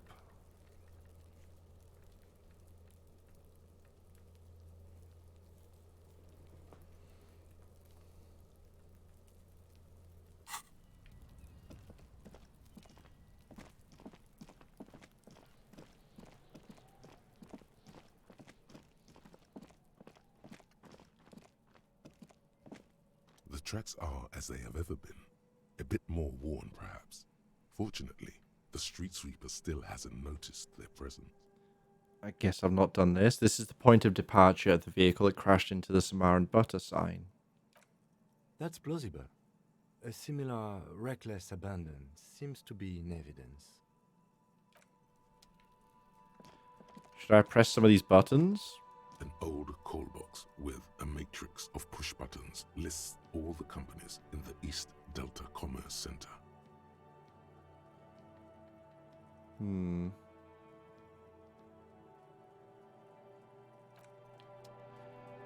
need to do it yet. We have enough cash to last another day. Wait, actually, I shouldn't have got in. Let me just go and see if I can make it to the other side of the river, where the car jumped to.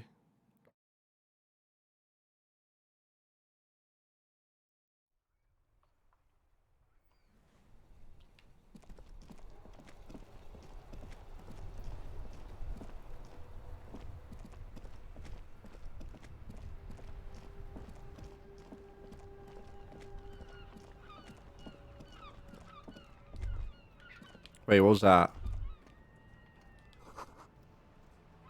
Sewer Great Way. Oh, down below us. Sure.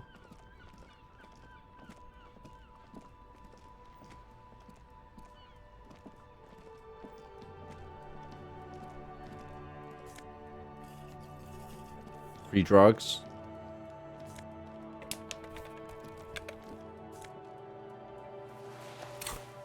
Fingerless gloves. Electrochemistry or interfacing.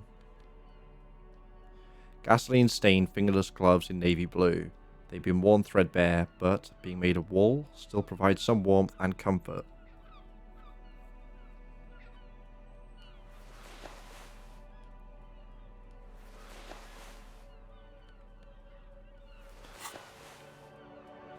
Actually, interfacing more useful.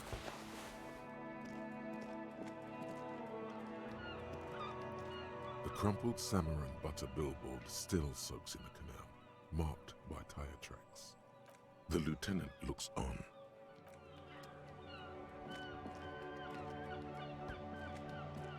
A couple of indicator lights are missing from this control panel.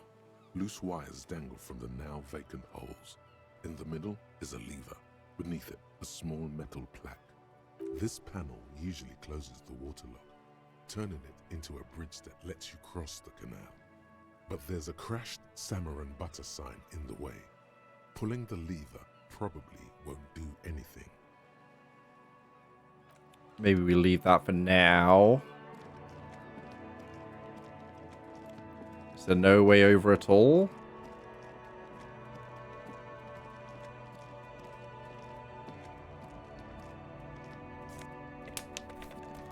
Another 20 cents.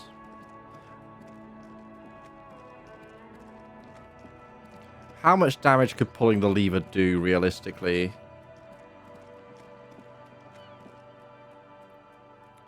Worst case, it knocks the sign out of the way. It's probably got a strong mechanism. A rusting this panel, you pull the lever all the way up until the metal clicks against the contact pins. You hear a soft clunk. Then, nothing happens. Release. A spring brings the lever back to its original position. You still need to close the water lock to get across the canal. Some other way. Wasn't there a sign over there saying functionality will be restored on Wednesday morning? Oh, okay. Gotta wait then. We're on a timer for that. To sleep it is then. Can't think of anything else. You know what? We're here. Inside, you see a set of steering levers, a radio microphone, a pull-out toolbox. Run your fingers over one of the Soft steering glow of the levers. fuel preheater gate. The white suede feels luxurious under the touch, and the metal clutch handle so very familiar in your palm. Driven one before, maybe? What about the fuel preheater gauge? As you tap on the gauge, the indicator pin jerks as if startled. It's in the large orange sector, indicating the engine is warm. Next to the gauge is a red switch labeled heat. Now, that's enough fun with the foldable headlights. I know they are mesmerizing. They are also fragile. I'm not going to turn it on for you again. Fine. I'm not going to go rooting around in his toolbox either.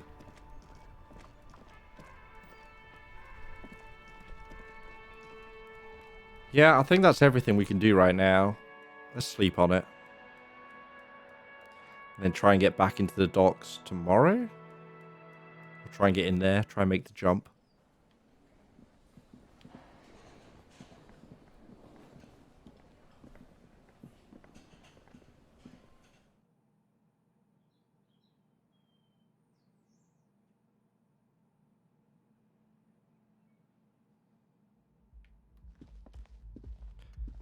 Don't need to bother her again. This is the door to the room you redecorated. Good night, Lieutenant. Just a moment. We should talk about our progress on the investigation. Let's go out to the balcony. Sure.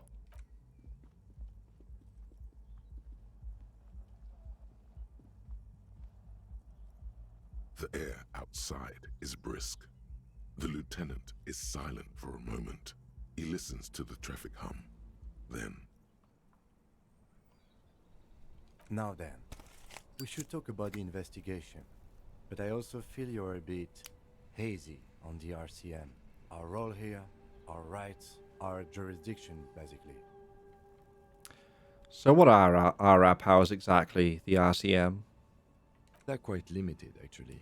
The power officers of the Rebachol Citizens Militia exercise most frequently is imposing fines of up to 1,000 real for offenses, in accordance with an interdepartmental schedule. Wouldn't that be an easy power to abuse? Yes, although indirectly, as citizens can always request records from their local station. Officers of the RCM have been known to take bribes of less than the prescribed fine amount. It undermines trust in the RCM.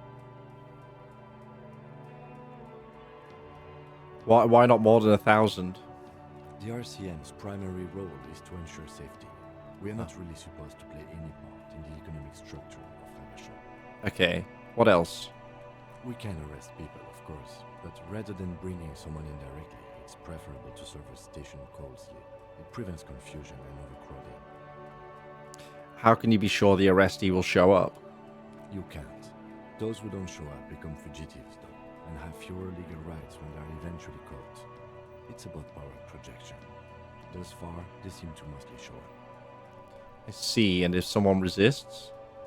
As you may have gathered from the fact that we are expected to carry a record of our kills, like the one in your watermarks, we are permitted to use whatever force is necessary, and strongly admonished not to abuse that power. So what if I kill someone while on duty? You have to supply compelling evidence for why it was necessary to use lethal force. Yeah. In these cases, your partner is usually your witness. Strict about it, huh? Not a good position to be in, by the way. Internal Affairs handles these cases thoroughly, by cross-examining you for inconsistencies. It is hard to cover for anyone, which is for the best. Agreed. What happens to the people we convict? We don't convict. We arrest Well. and send them to coalition government courts in Krimxon and La Delta. The prosecution works off our testimonies and records, which is why it's paramount to keep them. And who makes all the rules? The coalition government and the moral intern, more broadly. The RCM was formed by the coalition government to restore order in the international zone after the revolution. So we did. Now we attempt to maintain that order. No more, no less. Or perhaps it is better to say we were allowed to form. It's a point of contention whether the citizens of Revachol or the coalition government founded the RCM. Let's say it was the citizens. No, let's say nothing. Silence. A great comment to such a conundrum. So what is... Oh, were they asking for...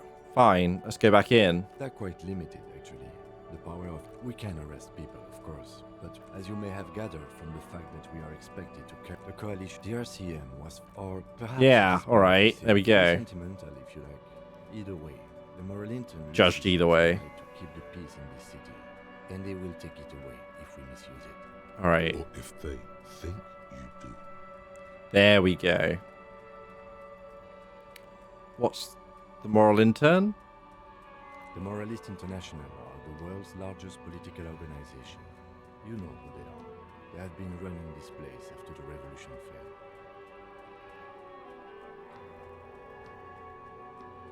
I really don't know. That's how bad it is in here. Okay. There are a union of center-left and center-right parties across the Real Belt. Our coalition government is just one of its many projects. They also run the ICP, EPIS, most intergovernmental organizations in the world. And what do they believe in? What do they believe in? They are Dolorians. They believe they continue the humanist project set forth by Her Innocence Dolores Day 4 centuries ago. Others say they are just technocrats. Right. Those others say they continue the humanist project set forth by Dolores Day. Who was Dolores Day? A historic figure? The author of the modern age? You will have to look elsewhere for opinions. The subject of humanism is too abstract for me. Alright, dude. Have a good one. Take care. Look after yourself. What do you think of them? The moral intern are a fact. I try not to have opinions on facts until they change. And it doesn't look like that's about to happen. It is more than that. There's some kind of affection in him. You like them? Yes, I did, when I was younger. In my 20s, I considered myself a moralist. A blue forget-me-not, a piece of the sky. They're not all that bad.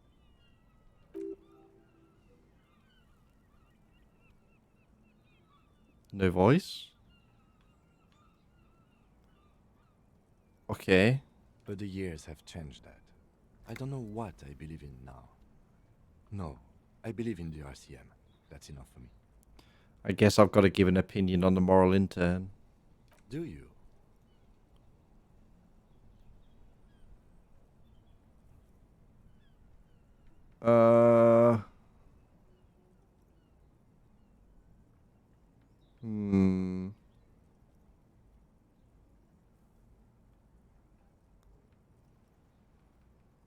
We are stooges of the world's biggest bourgeois organization, protecting bourgeois rights. No, we are stooges of the world's biggest bourgeois organization, protecting the people of Revachol. That's the hand we were dealt. Without the MI, we would be common vigilantes. Where do we want to stand on vigilantes?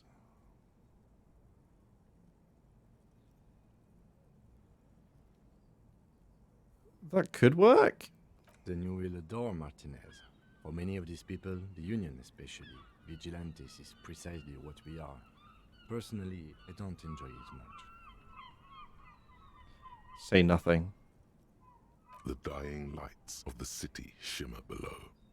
Slowly, like luminous clouds, they pass on his lenses.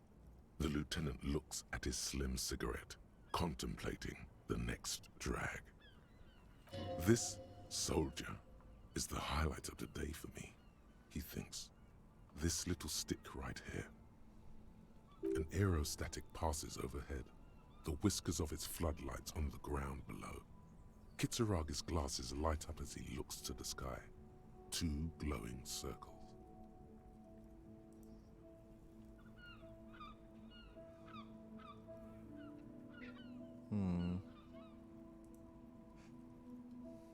They really don't like us here. And the mouth on that kid, Kuno. It's different in land, in Jamrock and the GRIH. Why are they like this? It's our fault for leaving this place to the dogs, to the Union, to the company, not daring to come here more often. It's like I told you, this place is an orphan, fallen between the cracks. And in Jamrock and the GRIH? We run this city. West of the river is RCM land. It's incredibly hard. Human beings are... But we are in control, and it's worth it. The organization works. Our systems work. If they didn't, the city would disintegrate.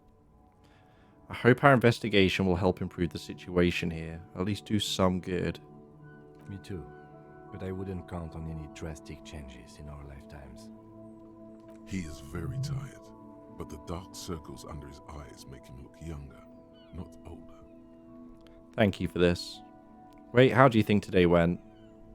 Well, we inspected the victim's body, so that's good. It was not easily approachable in that state, but we did it. I would say our initial inspection was very thorough, and we have solid leads to follow up on. Then you shot him in the chest, which wasn't ideal, and we still have to get him down from the tree. Well, yeah, a little bit. By not ideal, he means he can't believe he let you try that trick and would be angry if he didn't feel the outcome was partly his responsibility. Yeah, I think I'm a little bit out of practice. Being sober also tends to help with precision. But moving on to the interviews, we weren't able to find the union leader, Everard Clare, much less interview him. So that's on the to-do list for tomorrow. Agreed. We talked to Joyce Messier, but didn't get any information from her. I have a feeling Joyce knows how dangerous the situation really is. We have to get her to talk to us. I agree. If Kim is emphasizing something this much, it really must be important. But we need a badge for that, and no idea where that is. Above all, though, today was exhausting. What's with all the running? You run a lot. Is that a standard Precinct 41 practice? I don't like to waste time, you know. My mind moves fast. The rest has to try to keep up, yeah. It's impressive, especially for a man your age. And in those hills. Nice shoes, by the way. I like the green. Goes with the orange. Huh. Alright. Yeah, it's getting very cold now. Let's go.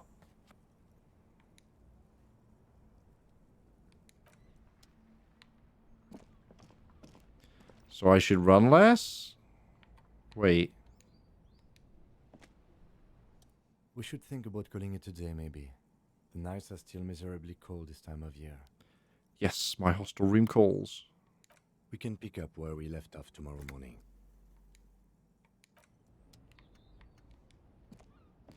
We're literally off to do that now, but alright.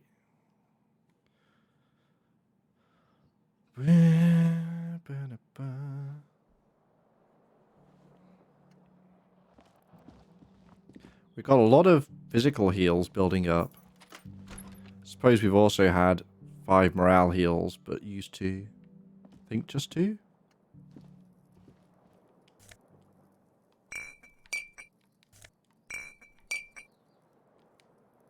Can we clean up?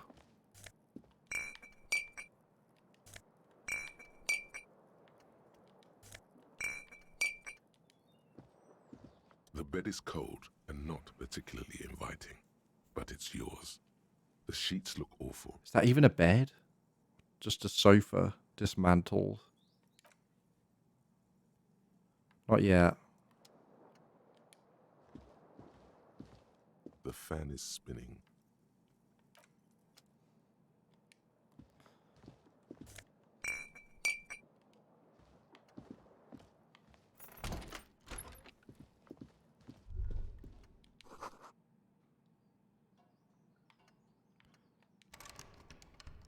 Still nothing off that. Or does that just go to his room, maybe? A mirror hangs on the bathroom wall. In it, your face, adorned with the expression. Let's try to work out where the expression comes from. It belongs in the new, the third decade of the current century.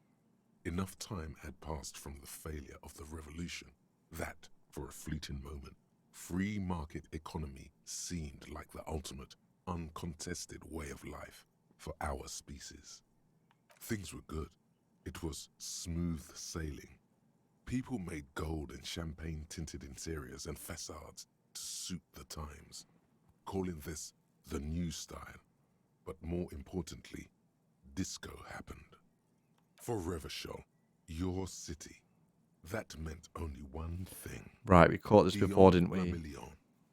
If it doesn't rhyme, you're not pronouncing Guillaume it le right. Million. Out of the dazzling swirl of disco music, in an open-air boîte de nuit, somewhere in Revachol West, Guillaume's blonde mane appeared on the screen. He sang some bullshit. Then he made the expression. I adopted it, why? Everyone loved it. Maybe you thought some of the stardust would rub off on you. Maybe it did. What about the clicking? We've covered this. Gone. The click is used to spur on a horse. Sometimes you like to add finger pistols to the mix. How long ago? There is a vast ocean of time between right now and the expression. Looking good on you. Or anyone. 2 decades, if the calendar is to be trusted. Humanity has run aground in that time. It's a different world now. The expression is a relic. Anything else? Like, who am I? Why did I become a cop? And why did I drink myself into oblivion? You have some understanding of the near history of disco, plus the trivia you've picked up along the way. Episodic memory, however, remains in the dark. It may never return. You should prepare yourself for that. Guess that's it then. It doesn't have to be. You can swoon over Guillaume and his champagne-corked smile whenever you want to. Maybe some of the stardust will return. Can I get my electrochemistry up?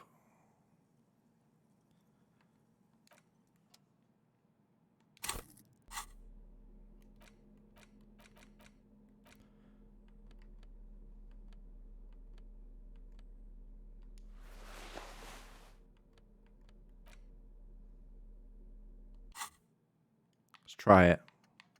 A mirror hangs on the bathroom wall. In it, your face, Let us adorned with try the to expression. stop the expression. Still not happening. It won't come off that easy. One day. Swap our gloves back over then. And as far as I tell, we can't bathe. I think that's it. Oh.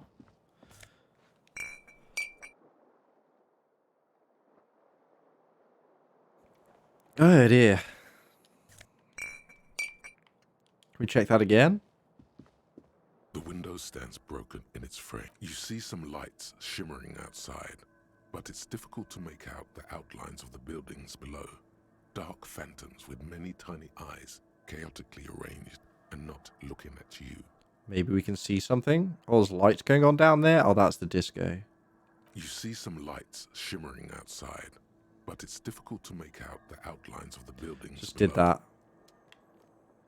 Can I not pick up the bottle on the floor? No.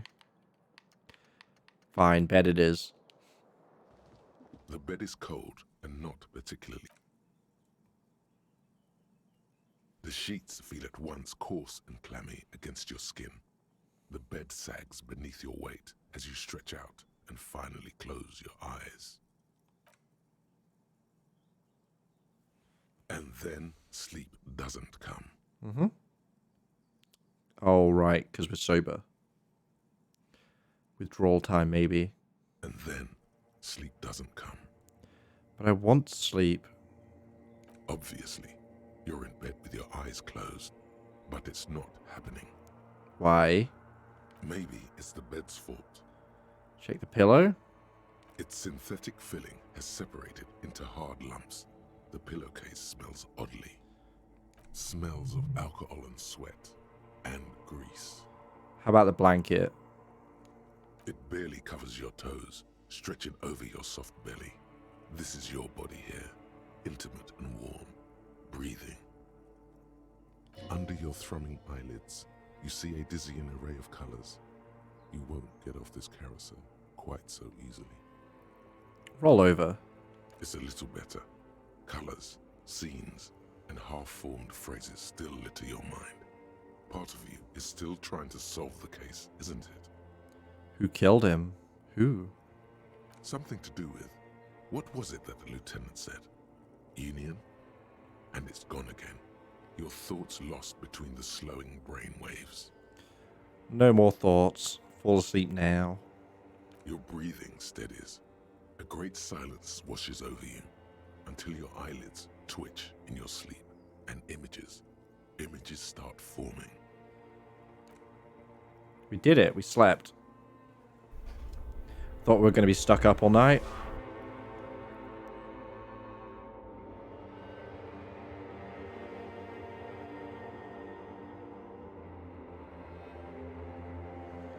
Wait, are we sleepwalking or dreaming?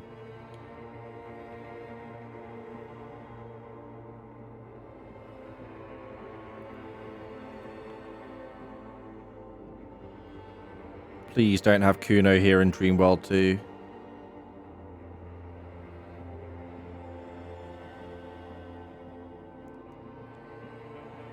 Ah, okay. Do you remember the scent of your childhood? I was born in a hospital where people usually go to die. I know it sounds dramatic. You're not kidding anyone, Harry. You don't remember shit. I am Harry, though. Do you remember your wife's hand on your face?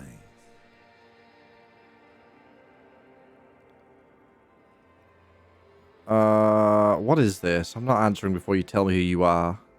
You know who I am. I'm the bad day. The one where you ask her, and then later in the streets wandering. It's the worst day of all time, Harry dear. And it's coming. She will hear about it on the phone. Reality will turn into a grotesque nightmare. This will be the last thing you did to her. Tell me, do you remember the love of your life? You said who? Do you remember the warmth of her thighs, between her legs and in her mouth? I left. Oh no, funky baby, you stayed. It was the rest of it that left, while you just stood there, with one hand on the bottle, and the other on your dick, watching it go. Tell me, where are your friends? Human beings have friends, Harry boy. Where the hell are yours? I can get it all back. No, it's gone. 3 times gone, and never coming back. You failed. You failed me.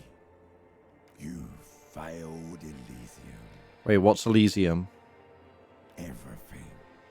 The Pale and the Isolas on the surface. Is that the planet? Magnetosphere. Burning, furious truth. 8,000 years of written history. You really dropped the ball, Harry. 4.6 billion people, and you failed every single one of them. You really fucked up.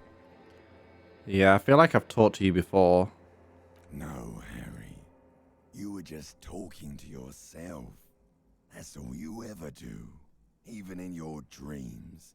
And the act is wearing thin. The spots on the disco ball fade around you. You'll be back in those cold snakeskins in no time, sweating up the bed. Stinky boy. Stinky boy. I can come back from this. You're not coming back from shit. Thrashing around in that high conductivity state of yours, bumping into things and acting like a clown? Who are you kidding?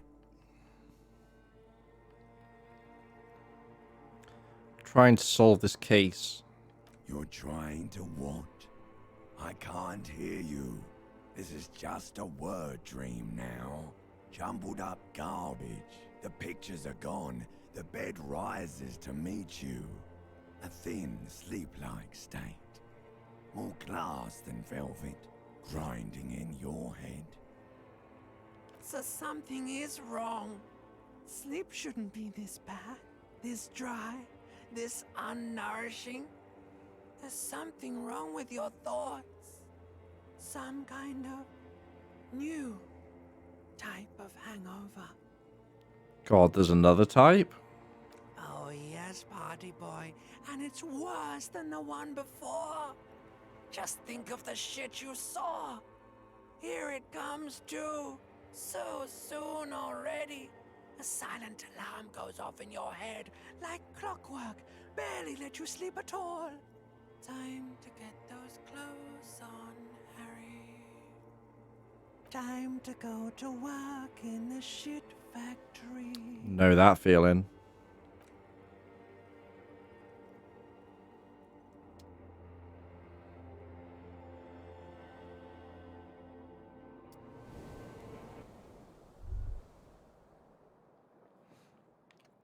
Good going, buddy. Is that how it's going to be now when I close my eyes? Yes. Wait till you see the one with the chick in it. It's gonna be a good one. You feel even worse this morning than you did last night. What the hell is going on with me? You mean, why are you so tired? Too tired and down to even think? It is worrying, isn't it? You can't be a detective like this. Detectives need to be able to think. Why is this happening? I think I know why. It's massive hangover, but... It's just that your heart has finally pumped all the speed out of your system, Buster. Time to get some more. You're too weak to say no now. Waking up is the worst part. Maybe somewhere down the line you could decline. Wait, what is speed? Speed is a potent central nervous system Speed, stimulant. right. Kept you propped up all day yesterday, despite your debilitating hangover. How else did you think you even got up from this floor? It's power, man. It's professionalism. It makes you feel like you're young again and ready to detect. Ready to go to war against the world. Do we do it? No, I can take this. Not going to go looking for speed. Are you sure? Ready to live as this pathetic shell of yourself for days? Basically, a week. Let's be honest, 2 weeks. Maybe 3. You won't make it. Half the town will be dead by then. You will be fired. That's a lie. I can do this without the speed. Half the town won't be dead. Suit yourself, slow, sad shell man. See how you do without your spark.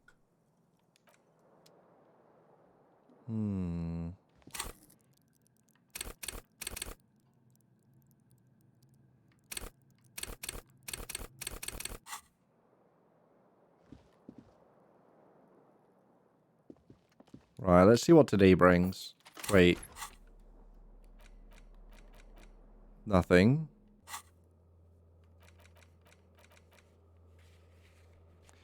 It is currently Tuesday, I think.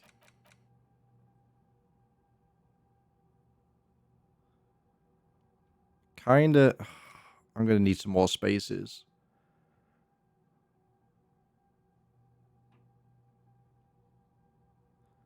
Maybe we can learn about it. We'll take a look. When we have the space.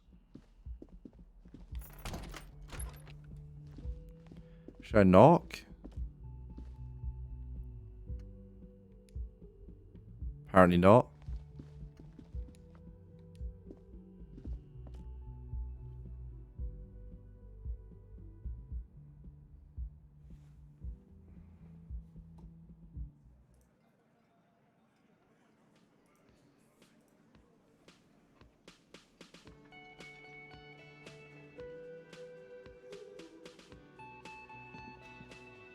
Morning. Morning. Looks like we can get to work at once. The Union muscle turned up. They look rowdy. We should talk to them. Are these the men Gart told us about yesterday? I completely forgot. Sorry, I had a rough night's sleep. It's them by the looks of it. Loud and nasty, just like the manager said. He was surprised. One loose thread less to worry about. And one big problem to replace it. Let's roll. One more thing before we do. We don't have to talk to them immediately. We can walk right past them, continue with our business. Yeah, streetwise. Zoom right past. Do it on your own terms. But aren't you curious to know what they have to say about the murder? They're in no hurry to leave. They think they own the place. Anyway, I leave that choice to you. Whatever you decide is fine by me. Do we ignore them for a while then? Oh, she's over here? Let me handle this. You seem a little different today. Less hospitable. You are far from home, Lieutenant. This isn't a district known for its love of self-proclaimed militiamen. I mean no trouble. I'm here to do my job, that's all. Not a muscle moves in her face, but her eyes trace yours, stern and perceptive. You are looking for Titus Hardy, who you think has information on a murder the RCM is investigating. You want to interview him. Could this be the lighter set of prints? That's Titus. Talk to him. But know this. I'll be keeping an eye on you. No strong arming. Nothing official. The District of Martinez does not recognize your authority to make arrests. It doesn't matter if you recognize our authority. We will make an arrest if we have to. She says nothing. Her glare speaks for her. What's your role in all this? Obviously, I'm a lawyer. A legal counselor for the Dock Workers Union. I would urge you to consider what you say to my clients. What if I want to talk to you? What you want is of no significance, officer. Don't test your authority. In Martinez, you are no one. Alright, I should talk to Wait, why are you so... we'll talk to Titus. We'll skip that question. What's there? Spitball. Gross.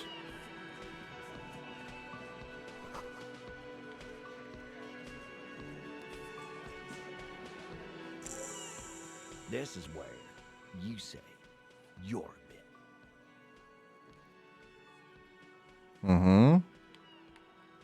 Detective.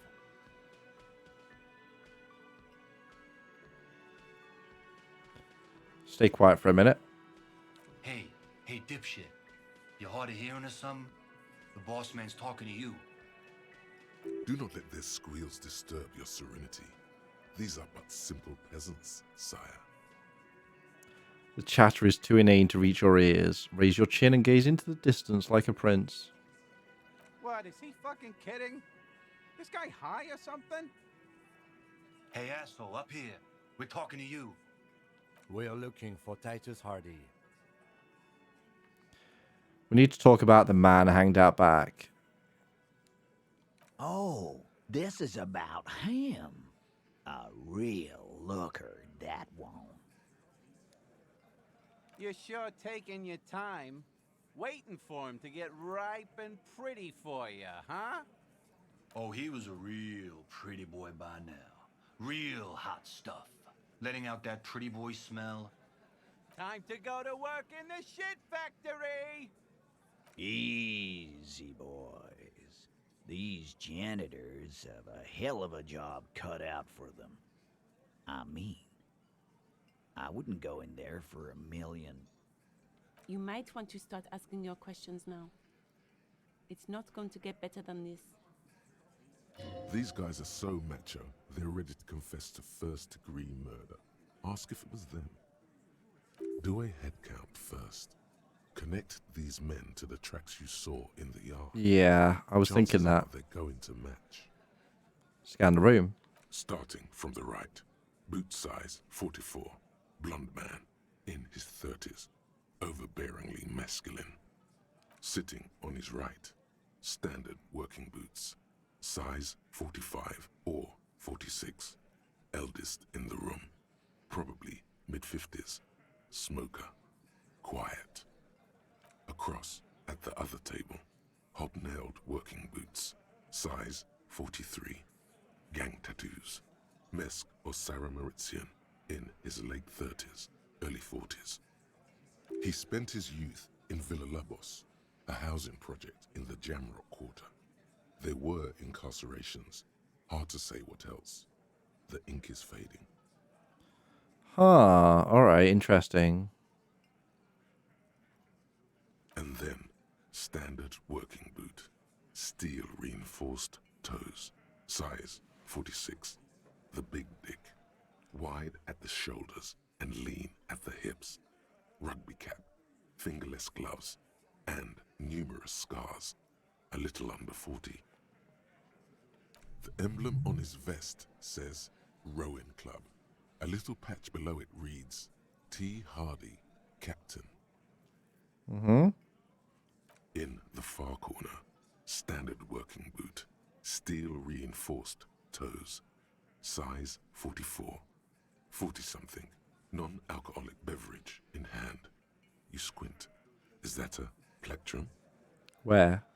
On his neck. Forget it. It's not important. Let's call this one the musician. And the little guy? Size 41, with the light step. Not a child, after all.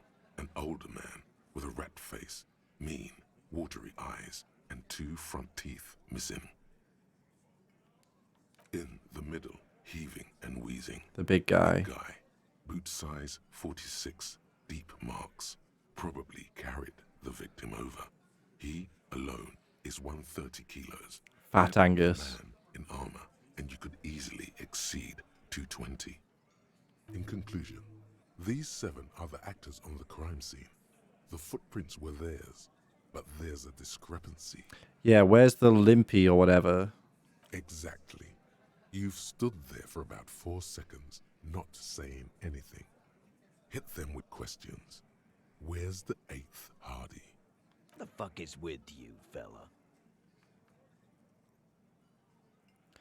Let's just go straight in. I found 8 sets of footprints, but there's only 7 of you. Where's the 8th Hardy boy? What are you talking about, madman? There's no 8th Hardy boy. There's 7 of us and we're all here. Or what? You want to be the 8th Hardy boy? We ain't hiring. As if they're the Hardy boys. Actually, boss, we've been talking and we think she could maybe...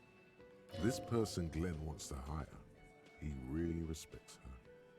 The woman up front, Elizabeth. She? So there's an 8th Hardy, and it's a Hardy girl. Who might it be? Elizabeth? The gardener? No, I don't think so. More likely, what's her face that was calling us fucko? Shut the fuck up, Glenn! I do the talking here. Now what the fuck do you want, cop? It has to be good if he won't let you pursue it. Looks like the lieutenant thinks so too. So let me get this straight. There is an 8th Hardy boy. It's a she, and you don't like us talking about her? Apparently. That's right. We're not talking about this. This is a private Hardy Boys matter. Nothing to do with your shit. And you're not cops here. Don't go digging around if you don't want a bullet in the back of your head. I'm watching you. Good. We are all watching each other. Officer, your question. There's no point in pushing it further, he thinks. This is already a victory. We'll learn more about this 8th Hardy sooner or later. The man hanged in the backyard. Did you do it? Seems like a really dumb question. We can try. The pretty boy. You guys really love talking about that pretty boy. Funny. But my partner and I have a serious matter to discuss with you.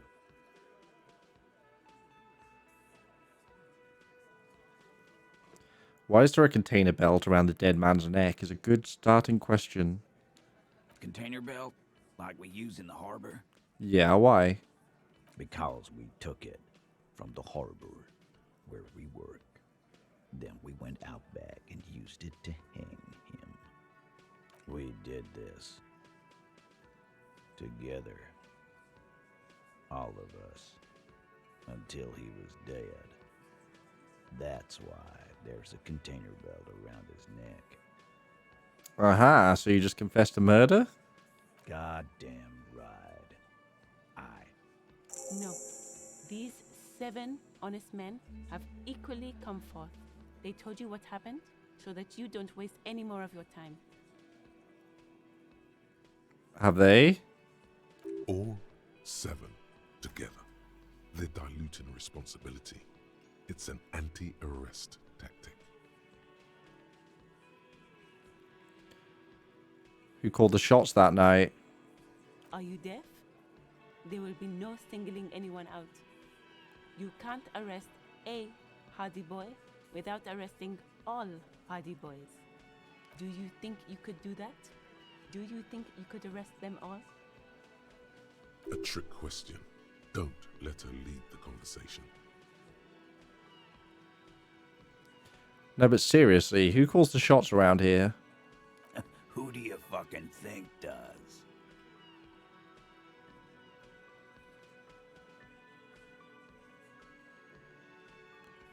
I thought she did. That'll annoy him. It wasn't a question, dickwad. How fucking stupid are you? This asshole is worse than... Titus runs the Hardy Boys, genius. That's why we're called the Hardy Boys. Ain't that right, fellas? I think you got your answer, Mr. Law. Yes, there are some administrative differences. But on that night, they all acted as one man. So you murdered him just like that, huh? No remorse.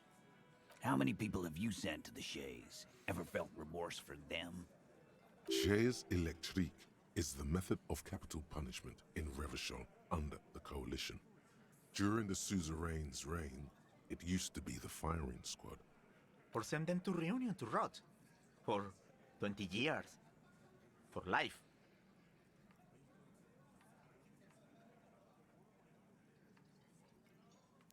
What we do is different. We enforce the law. You just kill people like it's nothing. But you see, a lawman, is something people agree upon. And here in Martinez, we agreed that this man had to die. Okay. This isn't something he came up with on the spot. It's his standard reasoning, a product of many years of being Titus Hardy. When did this hanging incident occur? You don't have to keep answering his questions. I know, Lizzie. Relax. We killed him last Sunday night. Seemed like a good way to end the week. How long had you known the victim? Known him? We don't associate with scum like that, asshole. Yeah! Who do you think we are? Quiet. He came around about 3 weeks ago when that Pines cow first sailed into town. Right. Happy? Huh. Is he one of her men? By the Pines cow, you mean Joyce Messier, the representative for White Pines? The same company you're striking against? No. I mean the Pines cow. The stupid-ass cow they sent in to fuck us over. But you know what? Wait.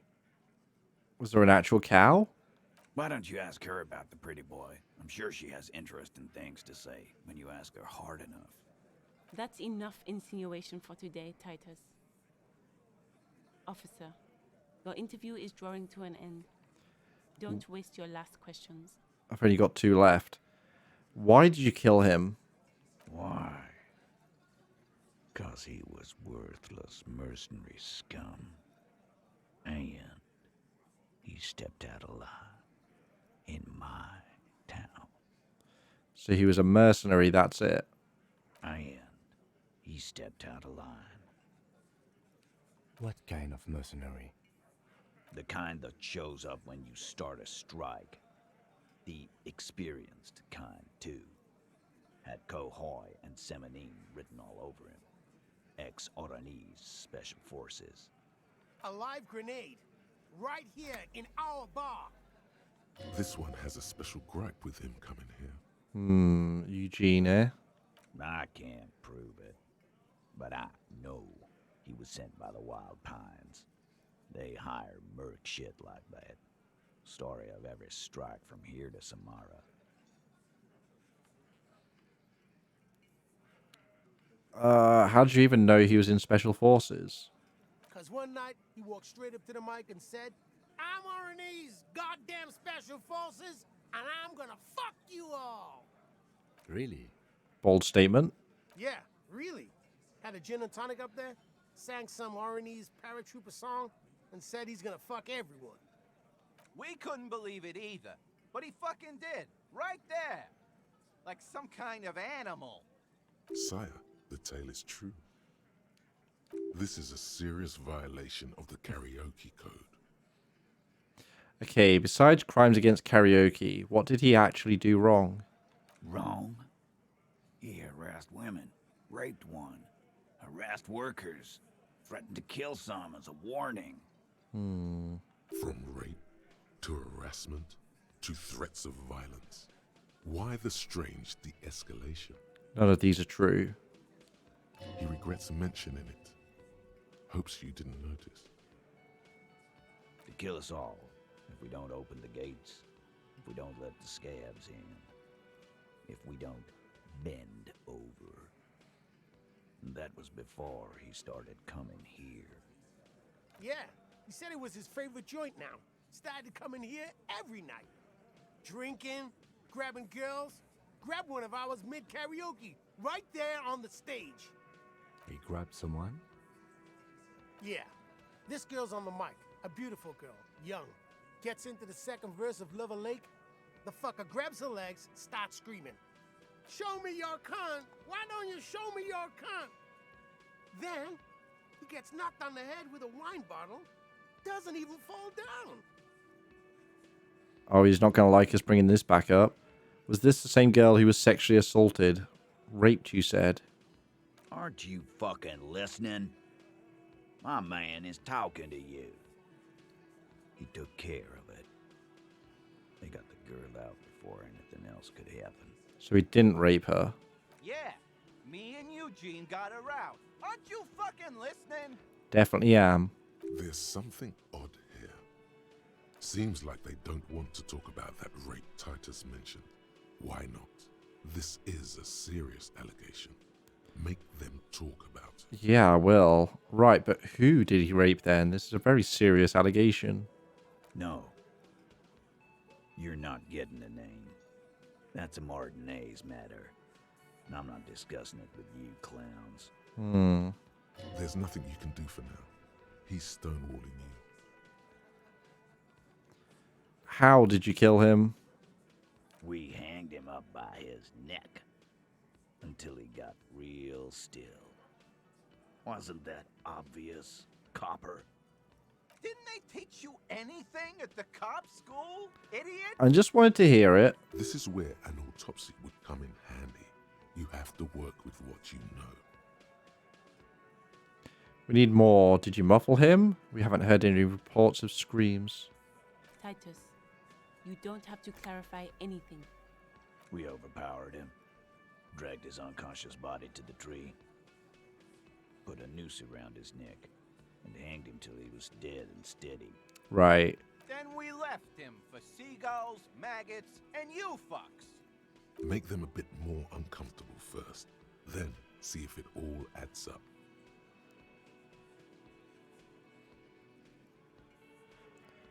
Yeah, we'll hold off on that.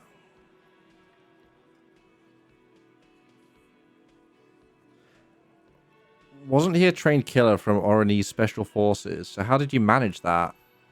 With numbers, asshole. How do you think? You're right, Lizzie. I've done enough explaining here. Ah, shit. No, he hasn't. Not yet. We'll try his composure.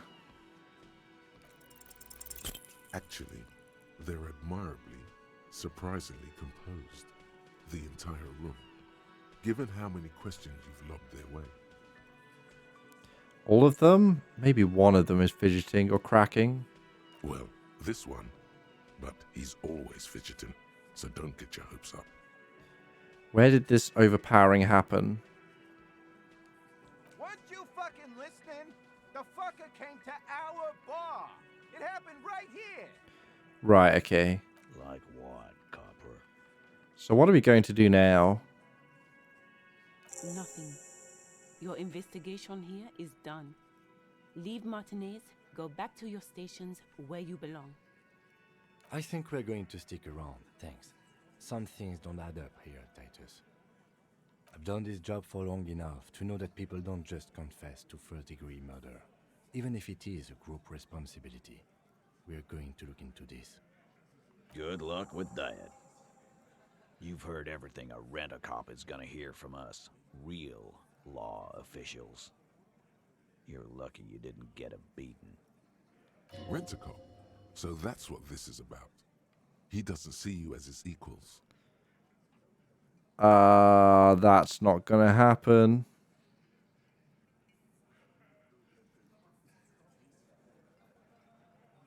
Yeah, literally just need the roll there. Anyway, it's happening. Alright. We're not going to try it. We'll just come off worse.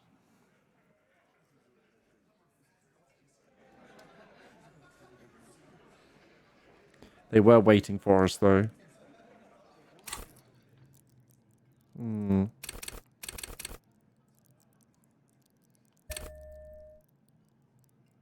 Got a point.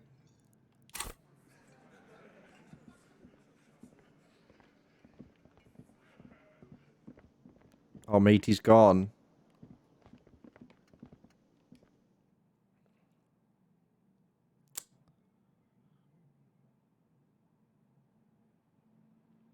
Let's check the radio. Step 1.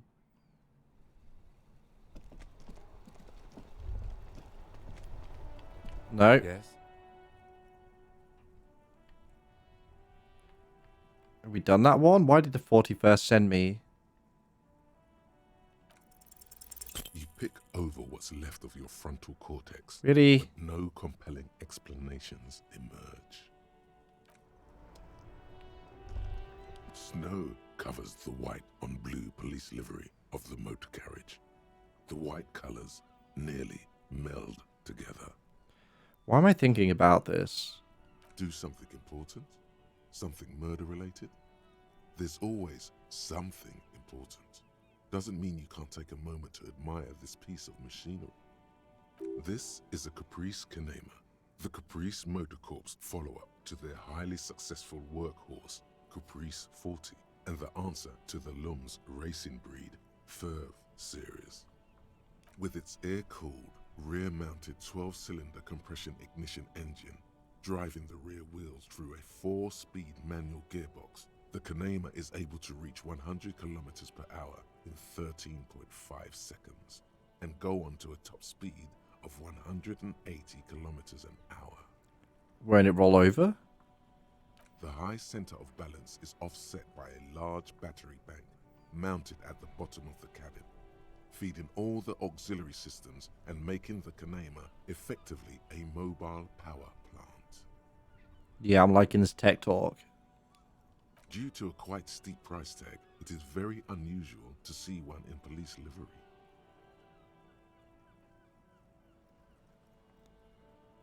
That machine really puts the loco back in locomotion. Very cool.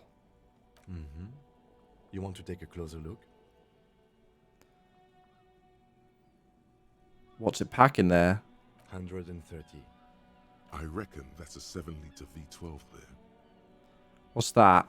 7-liter V12? 7.2. Supercharged. Saying these words brings him immense joy. A fine machine. Yes, an extraordinary machine. Helium headlights would improve the range and quality of the visual field a lot. Ever thought about switching to helium headlights? Actually, I have a pair at home. Just haven't gotten around to fitting them yet. I need to lay some wiring for the ballast first. If we ever get this case solved, maybe we can do it together. Maybe. Yes, definitely maybe. And means no. Okay, let's move.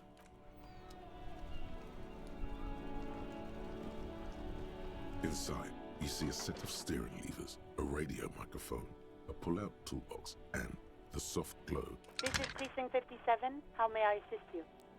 Have you heard back from the ICP about the serial number? Yes. The armor was produced by Fairweather in their facilities in Betancourt, sur la Clé in 42. Okay.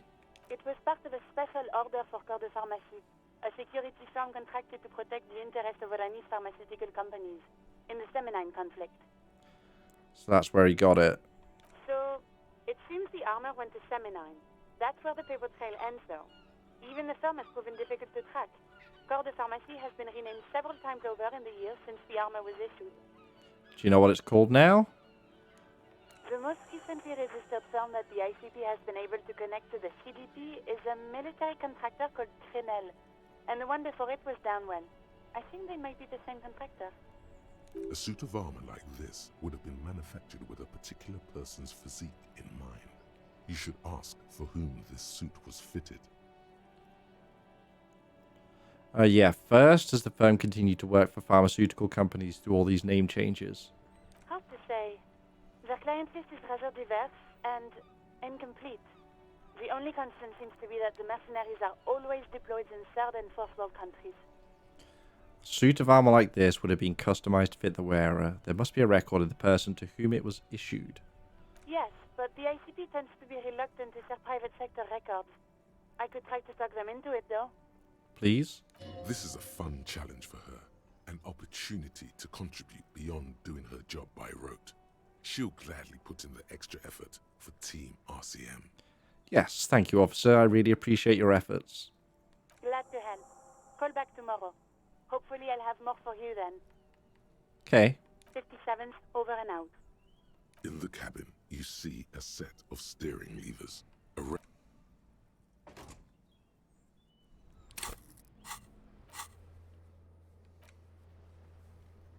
Prove your authority.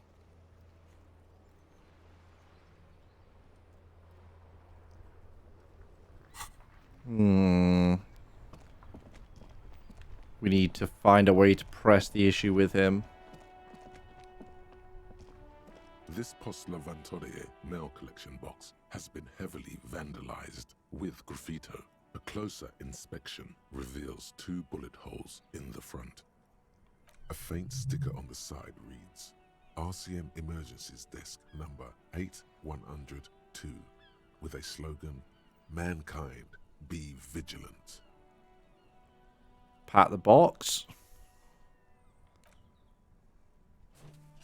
The box seems happy. Good. Eat shit, pig. fucked by the coon, and St. G with a crown have been scribbled on it. Jenny is a whore, and best set mailbox also.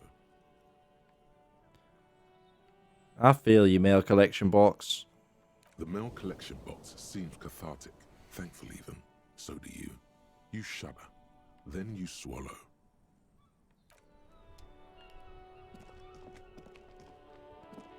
Wait, is this the guy that was sleeping before?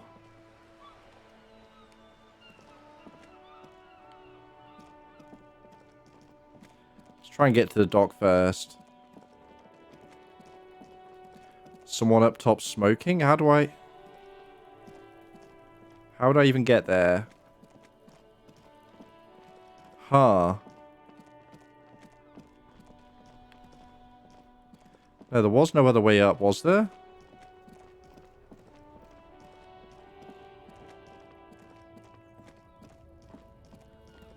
Oh no, there's gotta be... Yeah, never mind.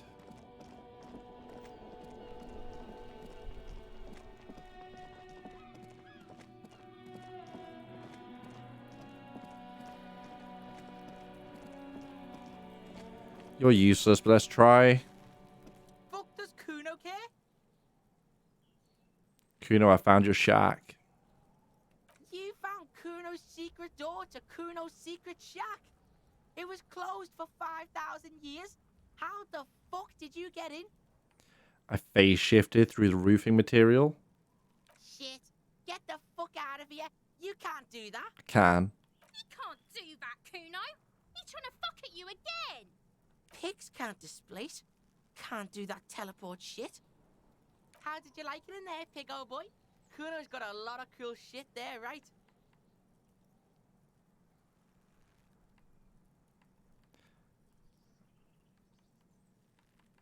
Is that my coat up there? I'm pretty sure it's mine. Is it? You got pretty fucked. Kuno's surprised you've still got your head after all that. Or what? Don't sweat it, drunk pig. Kuno will keep your nasty secrets. Kuno's Right. not snitching. We... He's saying you climbed up there. Yeah. He probably saw you do it. And saw us do other things. Yet, that conclusively explains how the coat got up there. What's with the tube of magnosolum? It's a vitamin, pig. Don't you know anything? You could use some. It's magnesium, right? Yeah, it's the mag. You fucking need that shit to stay on top of your game. Kuno goes through like a tube a day, rips mag like a motherfucker, and you could use a bottle. Oh, don't teach him, Kuno. He's gonna use it against you, Kuno. Come on, it's just magnesium. Don't mystify it. You're not getting this, pig. It completely takes away the hangover. It's like you didn't do anything. Like you stayed home playing with your choo-choo. Fuck you, pig. Don't do mag. You're gonna OD and you're gonna fucking die. Can I get into the harbour from the roof? Of course you fucking can. How do you think Kuno made all the docky boys his gimps? Just gotta fly, pig. Oh, I don't want to admit that. Oh no, I tried it. It didn't go well. Kuno knows. Kuno and C saw you shit yourself. It's okay, pig. Not everyone can face the fear Kuno style. Uh-huh. That's all there is to it then. Don't be a pansy. Just jump. Yeah, we passed it. Let's do this shit. Pigmeister, don't come and talk to Kuno about his kingdom. Alright. Kuno doesn't fucking care. Nice talk. Good to know you.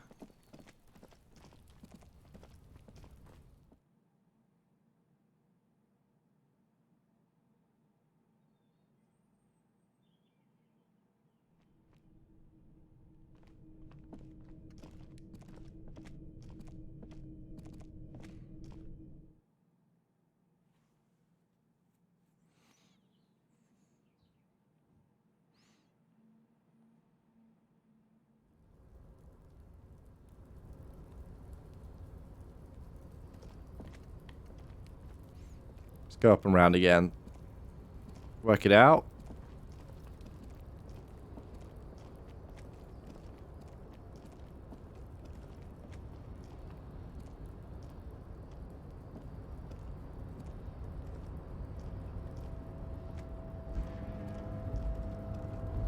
Wait. Get changed first.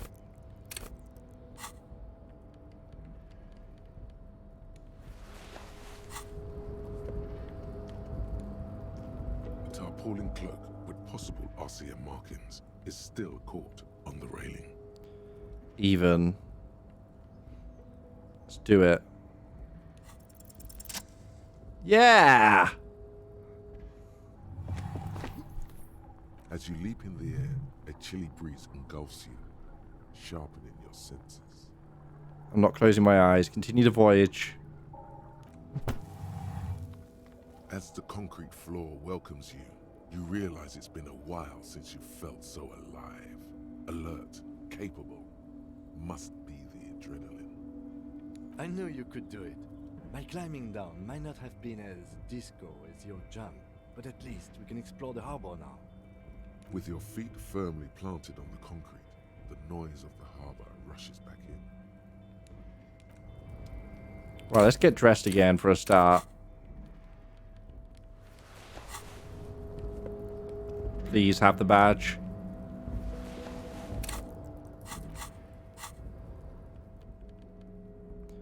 Esprit de corps and shivers.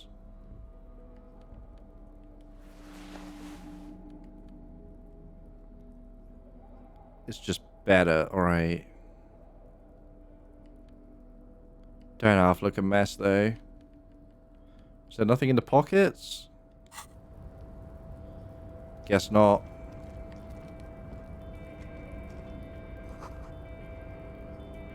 Let's open up this first.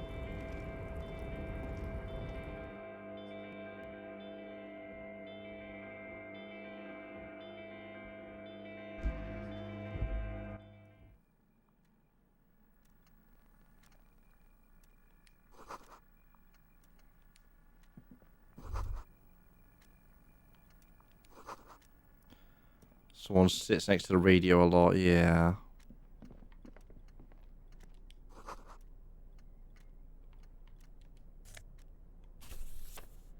Got a book. Leading intellectual organ of Martinez communism offers a radical Mazovian perspective on a range of contemporary issues. The cover features a stylized portrait of the late King Frisel with a pair of white antlers growing out of his head. The front of this quarterly journal features a large satirical portrait of the late King Frisel. From the sides of his head, a pair of white antlers spread to the corners of the cover. Why Frisel? Because Frisel was incompetent, foolish, and cruel. In short, the embodiment of everything the communards wished to overthrow. Right. It's satire, you see. But why antlers? Because white antlers are one of the symbols of communism. They Huh. represent a society in accord with the natural world and at the same time above it. Flip through. To your disappointment, there aren't any full-color pictures Damn to it. direct your attention. Just column after column of closely set text, interrupted occasionally by little doodles in black and white. After rifling the pages with your thumb several times, you return to the table of contents. The magazine is divided into several sections: international development, Kunst und Kultur, and local concerns. Just inside the cover, there's also an editor's note. Let's check that first. Comrade, as you know, this journal takes its name from Mazov's immortal expression, du cristal à la fumée. This was his way of describing the way the rigid, crystalline structures of capitalist ideology turn to smoke under communism. But, like the structures of capitalist ideology, we too are at risk of going à la fumée, unlike many publications which are content to spoon-feed their readers reassuring drivel. La Fumée is committed to telling the radical truth, even when that truth may drive away potential subscribers. Only 4 issues in, and it sounds like they've already alienated their readership. So please, if you value our radical Mazovian perspective on contemporary politics, culture, and international affairs, please consider subscribing today. Yours in struggle, the editors. Play it cool. You flip back to the front of the magazine. The table of contents unfolds before you. We'll leave this for now.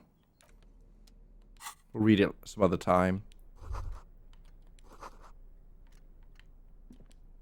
Sentient coffee.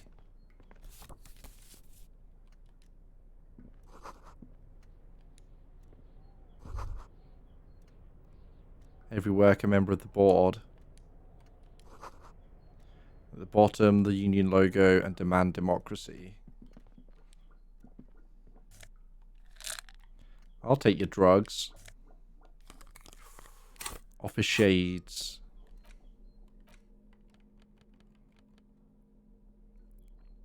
Visual calculus, less drama. Yeah, I can do that. I'd rather work shit out. Drama's being fun, but I don't know. I bet if we had the pass card, we could have just walked in. Gotta talk to the union boss then, alright. An imposing combination of a punch clock and a payphone is looking down at you from the wall. A note on the side says, tokens unavailable due to strike. Use change. Nope. We are too skint for that.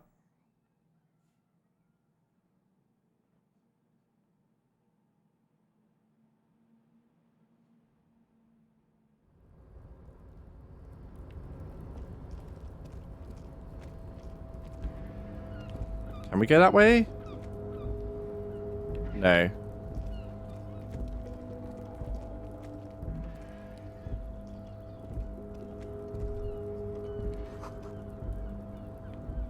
Do we want to go that way first? Let's go up to this end.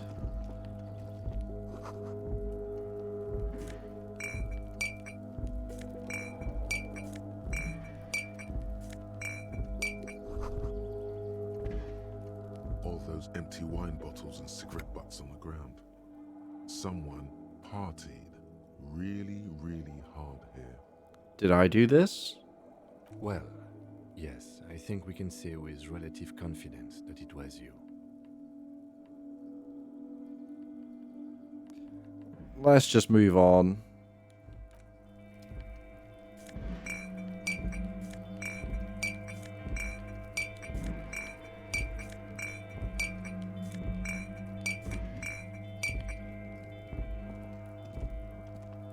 This is the night watchman's booth. The name on the door reads, Rene Arnaud. Listen, it's okay to take a few minutes to yourself. Sit down and have a breather. Why do I need a breather? What was the volition about? So this is where Rene works. I'm gonna look around. If you must. But please hurry. We are pretty easy to spot up here. Nothing incriminating catches your eye. The cabinets are clean and their sparse contents meticulously organized. There's a framed photograph on the table. Let's take it. It's a black and white photo of a young couple out in a street fair. The man, Rene, is dressed in a Royal Carabinier uniform. The girl is young and very pretty. She is smiling playfully at the camera. Rene looks like he's about to smile. This photo must be tied to some good memories. Why did you take that picture of Rene? Just instinctual to collect evidence? Fine. But let's move. I don't want to be seen snooping around here. Okay. Guess I didn't really need that, but I have it. So...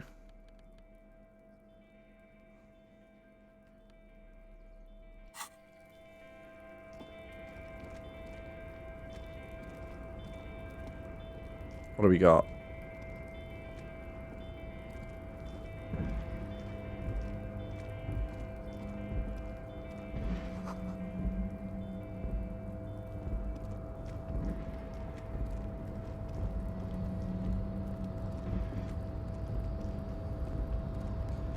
Do I want to start pressing buttons? That seems like a bad plan. Let's look at it. control panel with several knobs. 2 buttons marked Marche and Arrête are faded with use. It seems to control the large crane above. A container is attached to its hook block. Allumer on, éteindre off.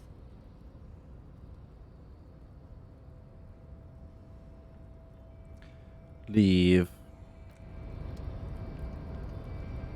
Don't start pressing buttons on heavy machinery.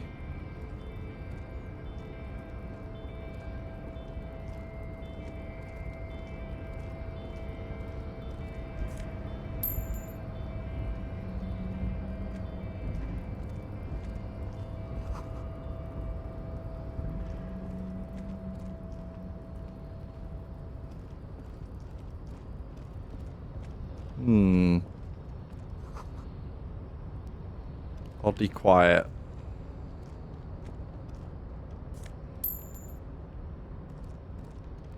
What's that? Not allowed to know, alright.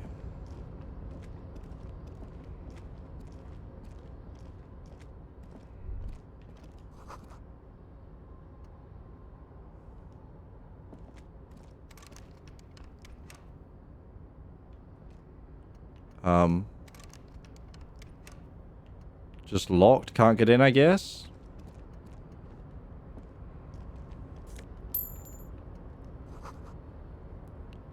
Industrial sized thermos.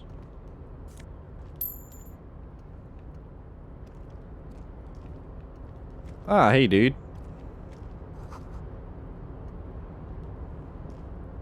Container, container, I'll turn you nice and red. Container, container, put the logos on. The lyrics to this container song are being made up. Yeah, no shit. The accent is so thick, it's impossible not to notice he's Ubi, from the vanishing peninsula of Ubisund on Muindi. Container, container, used to be Wild Pines. Container, container, now belongs to Everard. Hi? Everard, he looks after everyone. Huh? Well, hey there. How can I help you, mister? The look in its deep blue eyes is as sincere as you've ever seen. Kind of makes you feel like an arsehole for no apparent reason.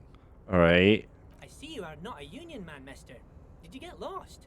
You're not one of them scabs, are you? What is it with you people and scabs? I mean, I don't personally mind. Folks is just folks, you know, and folks gotta eat. Just some of the other guys don't look too kindly on the scabbing kind, if you know what I mean, mister.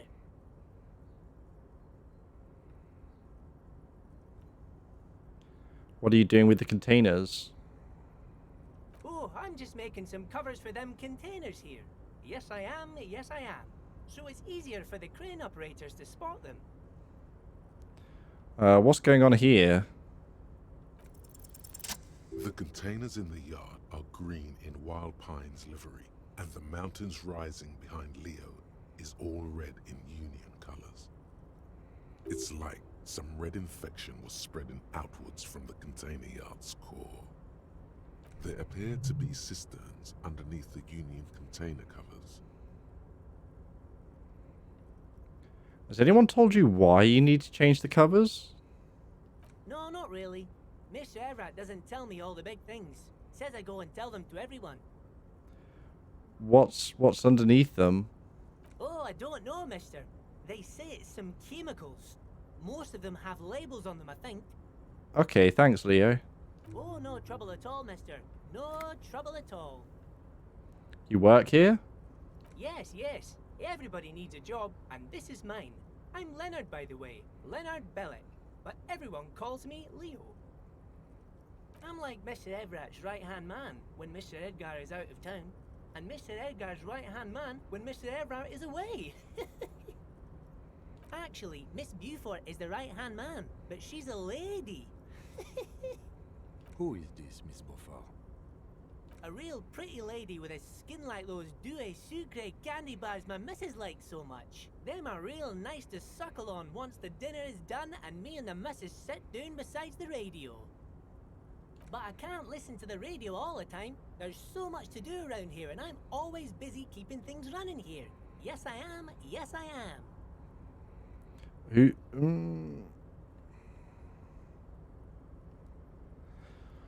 Who's this Miss Beaufort you mentioned? Oh, Lizzie. She is a real sharp tool. Ah, Elizabeth. Mr. Everett put her through some fancy school and everything, east of the river. 4 years she was gone, and when she Right. came back, she was all fancy and lawyerly. Yeah, she was no gardener. He respects that word. That's obvious. But she's a real nice girl. Grew up in this here neighborhood, knows everybody and gets along with everyone. Real pillar of the community one day, I'm sure. For a fraction of a second, there's sadness in his eyes. If me missus and me was to have a child, I'd be real happy if she turned out like her. But she can't have kids.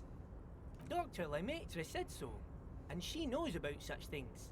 Been a doctor for almost 50 years she has. Law school?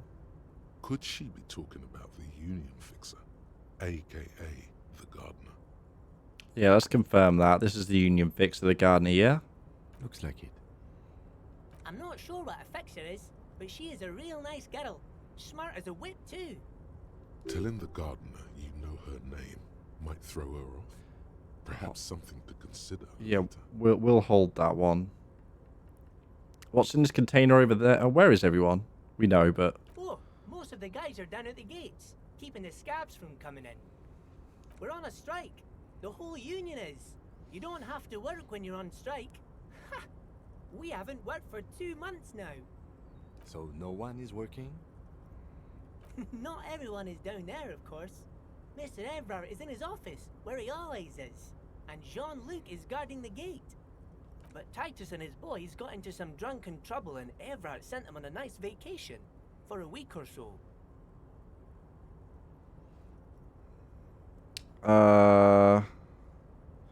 What trouble did they get into? Oh, I'm not really supposed to talk about that. That's union business. Him and his boys stirred up something in town.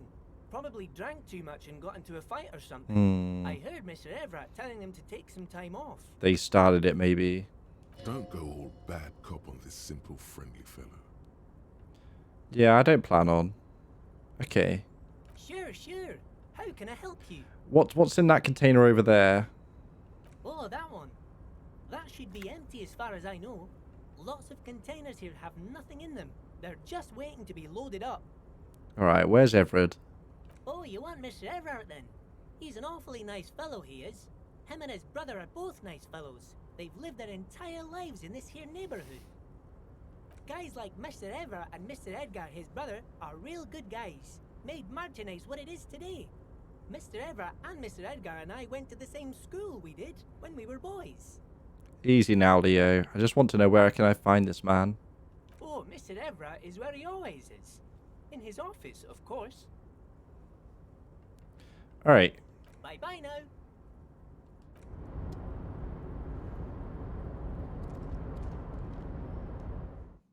Through it is.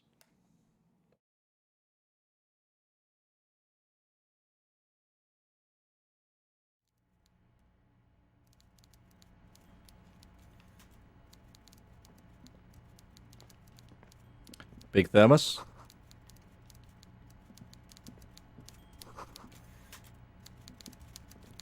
Oh, he's big. Not necessarily the room I was expecting.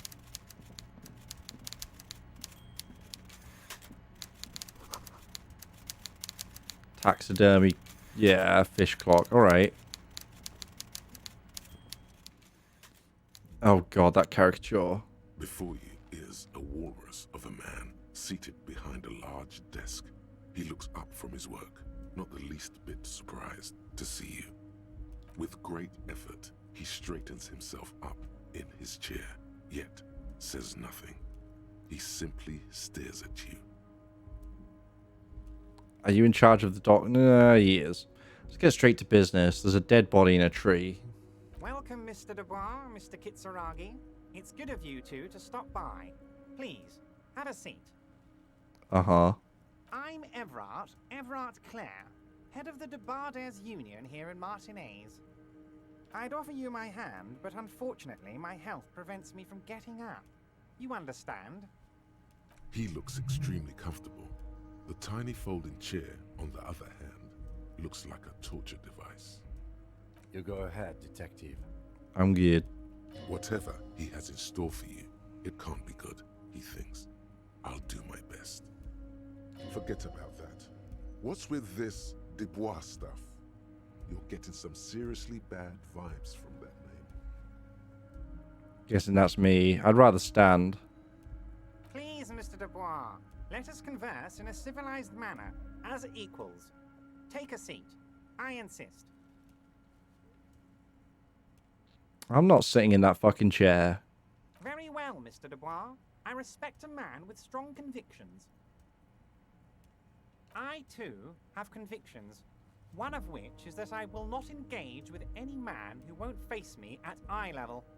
Should you find yourself more amenable in the future, I'd gladly resume our conversation. But until then, I'm afraid I must ask you to leave. Ugh. You're no Titan of Elysium, buddy. He's got you in a fork. Sit down or leave. I wish I had more volition right now. Fine. Excellent, Mr. Dubois. I can see that you're a reasonable man, and reasonable men can be of great use to one another. Remain serious. So tell me, how can the head of the Debarders Union help a representative of the Revachol Citizens Militia today? The chair you're sitting on has got to be the most uncomfortable chair in the world. Yeah. It's knew it would be. violating your backside. Oh, by the way, I heard you got a rather rude reception from a certain Lawrence Gart. Some people have no manners, it pains me to say. This should take care of that nonsense. Try a novelty check. It should be sufficient to cover your expenses for a few days and patch over your differences with a cafeteria manager. Go ahead, take it. Wow, that's 25 real. That's good money. You need it. Yes, but you owe him for it.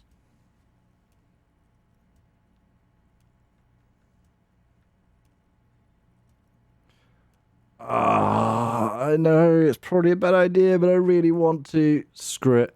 You can take that comically large check and shove it up your ass. Okay. I respect a man with principles. No handouts, then. Now, I'd like to set your mind at ease about one other matter. Your lost gun. Let me assure you, Union people are on it as we speak. I've got my best hounds looking for that lost gun. His slug-like lips move, but all you hear is an echo. Lost gun, lost gun, lost gun. The world is swallowed by a black hole of fear. Only two words escape its gravitational pull. Lost and gun. Do I refill? I'm gonna... Fuck it. We're healing morale to max. We're keeping that up. When he said, "Don't worry," he actually meant, be very worried.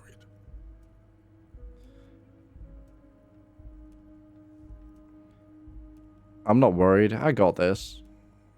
Are you all right, Harry? You say you got this, but you seem a little anxious to me.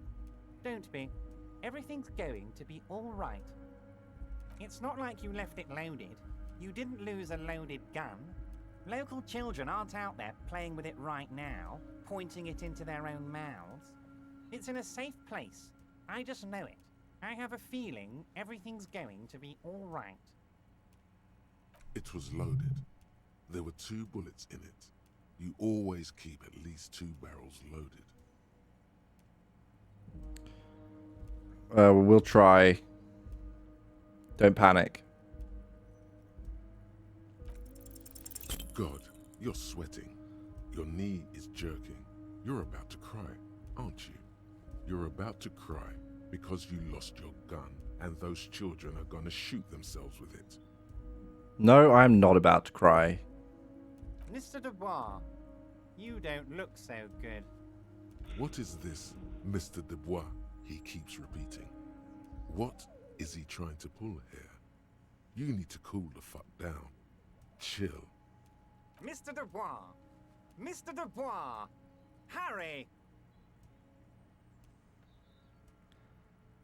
There are no Harrys. Let's go to our safe space. Mr. Dubois, are you okay? Can I get you a glass of water or something?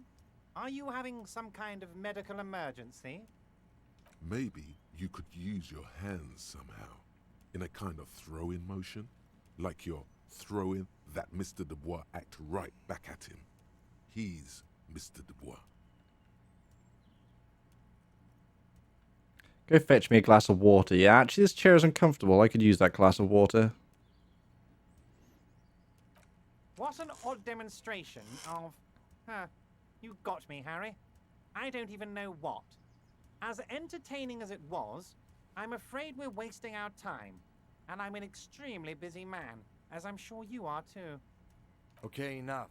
We are here to ask you some questions pertaining to a murder investigation. Quick, here's your window. Get yourself together and ask him questions. Police officer questions. I'm gonna take a risk and do that, so I have full morale. It is about time to stop embarrassing yourself. Questions will help you regain some of your lost dignity. Why the Mr. Let's just ask it. Why the Mr. Dubois? Of course. Let us dispatch with the formalities. You call me Everett, I call you Harry. That's what the hanged corpse called you. Harry. So that... Oh no, that's really my name. My God, so it's true. I didn't want to believe it, but you are a fantastic science fiction amnesiac cop, aren't you? What are the odds of that? I think the odds of that are very low. It might be a good idea to hide your confusion. I mean, see what his game is first. My memory's fine. I'm just testing you. So good to hear that, Harry. Apparently my sources were wrong. However, if you did have a spot of memory trouble, I could help you out with my big fat folder. Great. Words flow like a river of honey from his Hate this guy. Ugh. I guess word has already reached him. No matter. No harm done. It's just a brown folder. You can't make out what's written on it. Okay. Are you trying to tell me you've gotten hold of some of our documents? Mr. Kitsuragi, would you mind? Me and Harry are talking about his lost identity right now. Don't just jump to the folder. That's not smart. Shows you're on the edge. Do some probing first. Have another look at that folder. Wait. Let's talk of other matters. Of course, Harry, of course. Let's not linger on personal details and amnesia. You wanted something from me.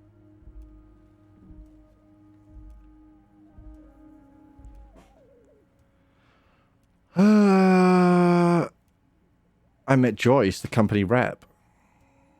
Oh, that's very nice. I haven't gotten around to her yet. I'm very, very busy, you see. I hope you're getting along.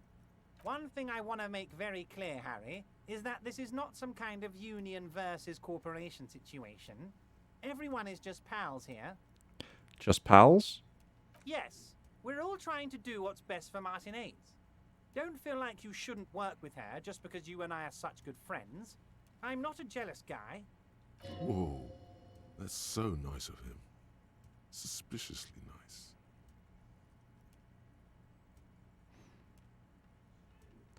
What happened to the previous negotiator, Mr. Goldman? What do you mean, Harry? Nothing. I let him go. He made concessions for the company in previous negotiations. Why would you let an ally like that go? He's an old man, Harry. I wanted him to spend more time with his family. God knows how long he's got left. You called him a midget. Harry, I have little people in my organization. I would never call someone a midget. What is this? Honestly, I'm beginning to think you're a midget, Harry. I'm only kidding, Harry. You're not a midget. No one is. We're pals. Joyce said he disappeared under suspicious circumstances. Vanished? Harry, the woman left her casserole in the oven and couldn't make it here in time for the voting. Oh, did I leave my casserole on?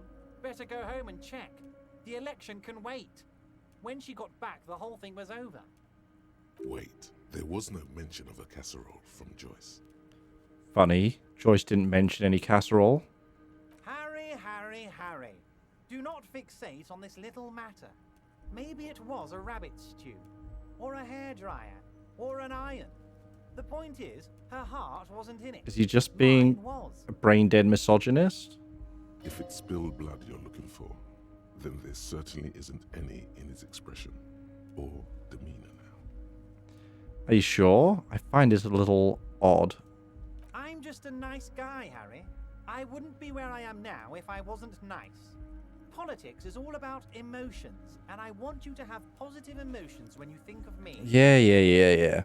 Why haven't you let her in to see you? If she actually wants to see me, she will find a way. Any good negotiator would. And I just don't have anything to discuss with a bad negotiator. He doesn't want to see her. It's as simple as that. Okay. Of course, Harry. Let me just assure you one more time. It's perfectly okay to share anything we discuss here with this Joyce. Yeah, I bet. This is a completely transparent organization. Uh-huh. I have no interest in what she is doing, but I myself have nothing to hide. Your business is your business, and I respect your privacy. Just remember, none of this is secret. Tell her about all of it. My brother's picture, my singing swordfish clock. Tell her how overweight I am and how I'm helping you find your lost gun. Tell her about everything. Everett doesn't mind. It is rather interesting to tell people things about each other, isn't it? It was nice telling him about her right now.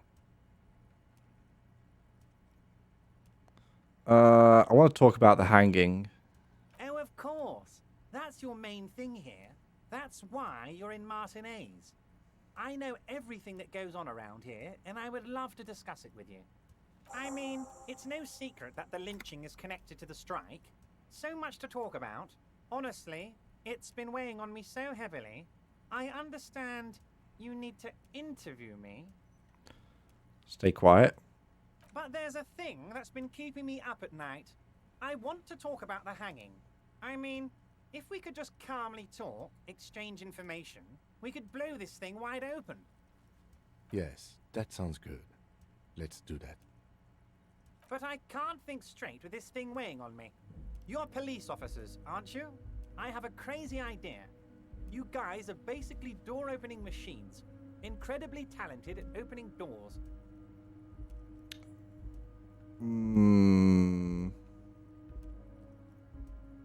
You've heard wrong, Ivra. Oh, you're being too modest, my friend. But don't worry. This annoying thing I have is completely legal. I just need you to open a door. An excellent opportunity presents itself, sire. You could win the trust of the arch-liar, pretend to play into his hand. Then, should you wish, bend his efforts towards your own.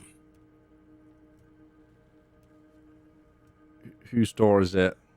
Oh, no one's. It's just a weasel. A weasel lives there.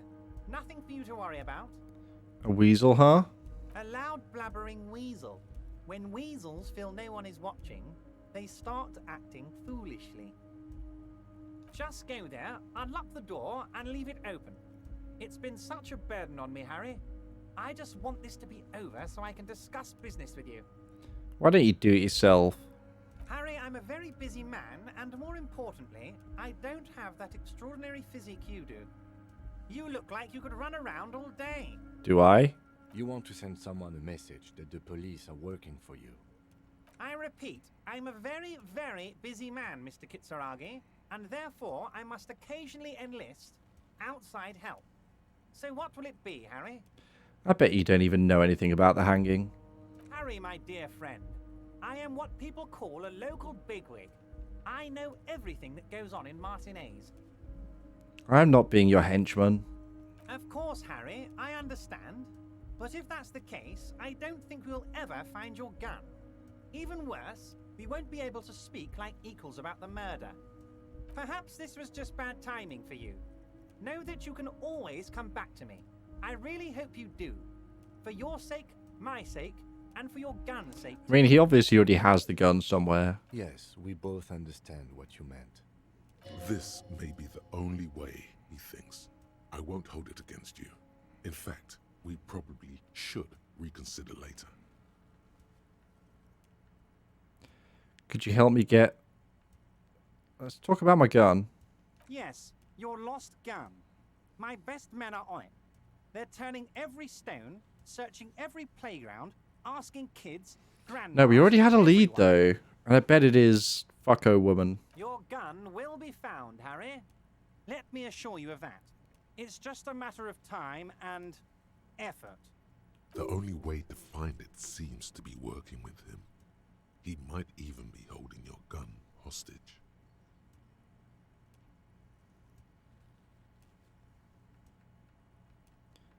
I will not be blackmailed with this gun business. Harry, I was only trying to be tactful. A lost gun is a dangerous thing.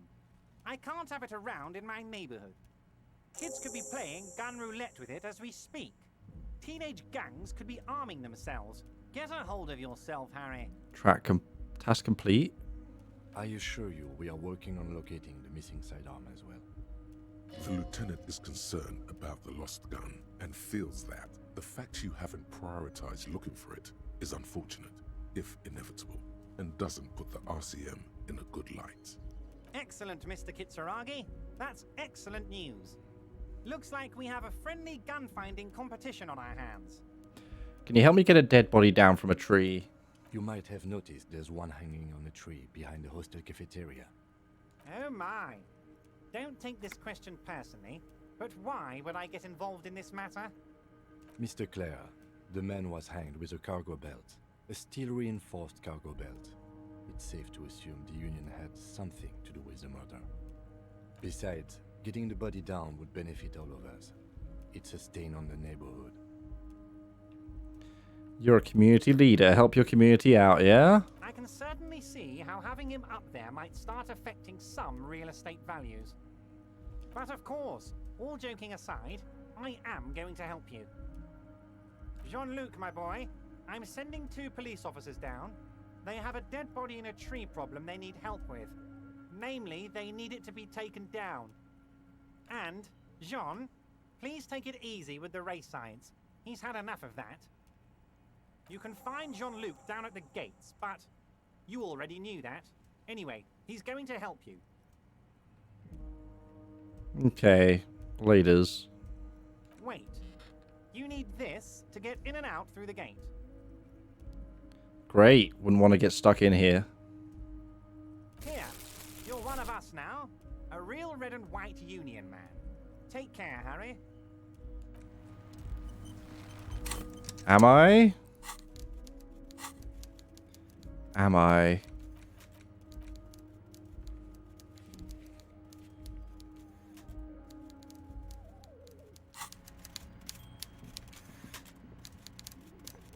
Nope, long way around.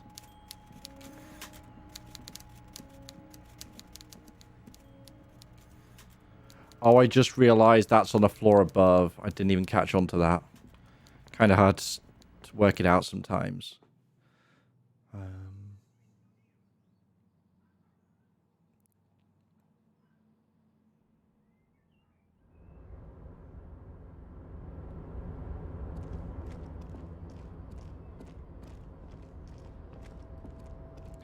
Part of me does want to move the crane around.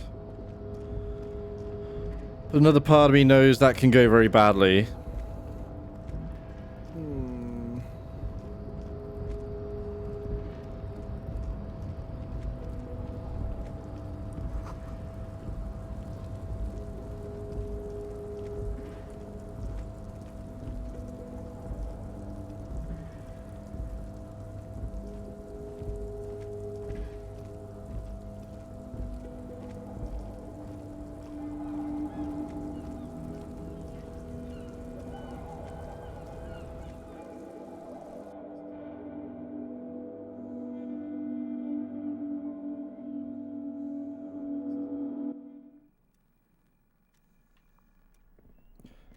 I've checked that, right?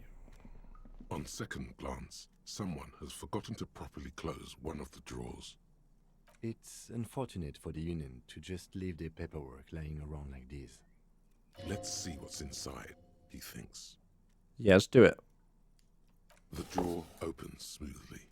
Inside is a well-organized selection of brown folders. And? Hundreds of documents containing logistical data. Two kinds of transactions stand out.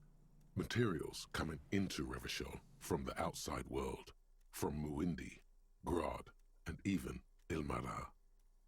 And the same materials being handed over to companies inside Revachol, Kuron, Coal City, La Delta, and Jamrock are listed among the many districts where the imports are being sold. Let's have a scan through. It's hard to make sense of this thicket of company names, dates, quantities, and percentages. You try to focus, but the lines are getting blurry. How about some volition? Whatever's hidden here is hidden well. Concentration isn't enough. Only a trained accountant with a background in logistics would be able to really make sense of it. However, there is a little handwritten note stuck on the side of the drawer. It appears to be a to-do list written in large, uneven capital letters. Remember, Leo, Everart's shoes, special whirling borscht, water Everart's plants, sweep office floor, more banners. It's a note from Leo to himself. All items on the list have been crossed out, and the note itself is crumpled.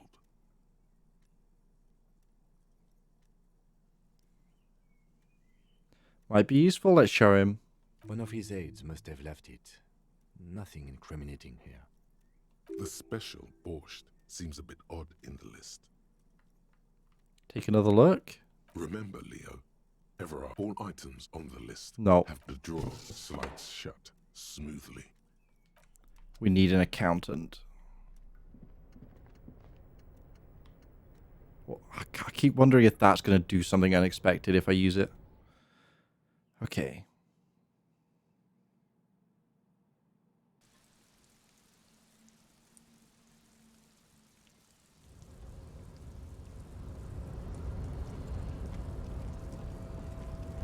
Hi, buddy. So, how'd you like our harbor? You've been in there, he means. Talked to the boss man too, probably.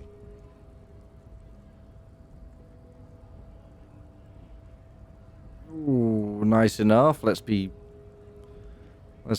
not wind him up here. It's but a rest area on the path leading across open plains. Right. You talk to the boss, eye to eye, like men of the plain. If you have any more questions, I'm set to talk. Kuno told me you were supposed to know about the armor. The little boy had a good on his promise. His promise? To get me into trouble. To sick the pigs on me. Pardon the choice of words. Not mine. What happened? I was asked to look into that armor situation. Official Union probe, you know. Track it down, see who took it. Did you? At first I thought, why not? Maybe the pieces can feed the strike. Buy us a few more days under the sun, you know? So I went to this boy. He said he'll make me his prison bitch. He's got eyes everywhere, the cops in his pocket, and he's the king of Jamrock. Serves me right for doing menial footwork. I dropped that probe right then and there, and it still got me into trouble. One bad move is all it takes. What did you learn? I learned that people don't want to talk to a drunk Union man about some armor. What else? Not much. Technical stuff mostly. That was the interesting part. What sort of technical stuff? I did some research into this armadura. Let's say I have friends at the library. I didn't get into the material science, just how it comes off. How does it come off? In parts. 4 in total. The helmet was the first to go. The kid says he tore it off and kicked it into the sea. I believe him. The boots were still on the guy last I saw. Too hard to remove. So 2 missing parts. So, as I count, there are 2 parts missing. The gauntlets and the cuirass. This is where I left off. Too much hassle. More like a job for some militia.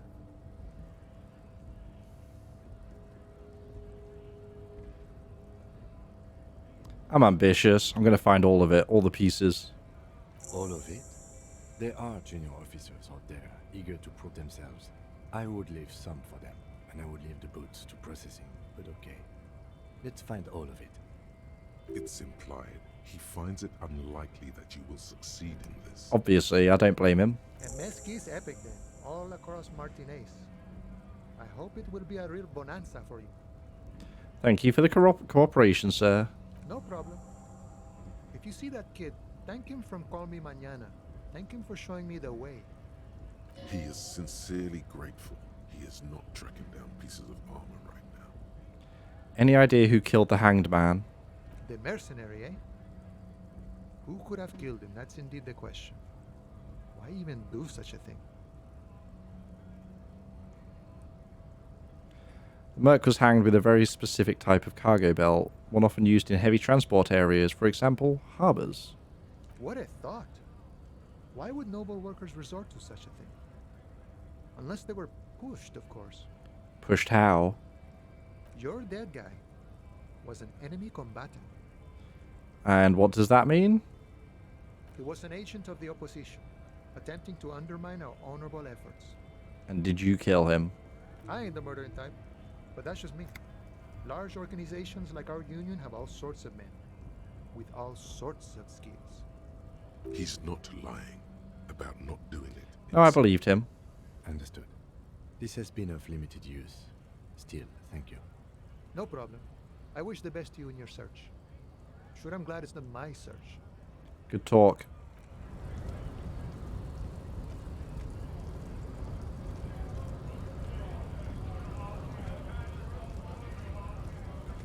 Anything around? We should go get that body down, right?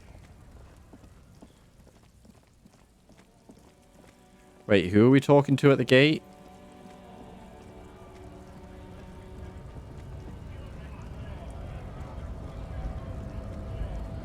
Not him up top, was it?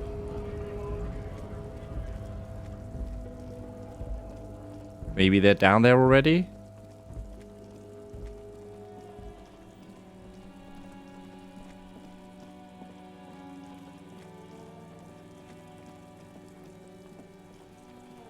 Nope. Oh, we can tell Kuno, though. Fuck does Kuno care? I talked to Manana about the armor. So? He's...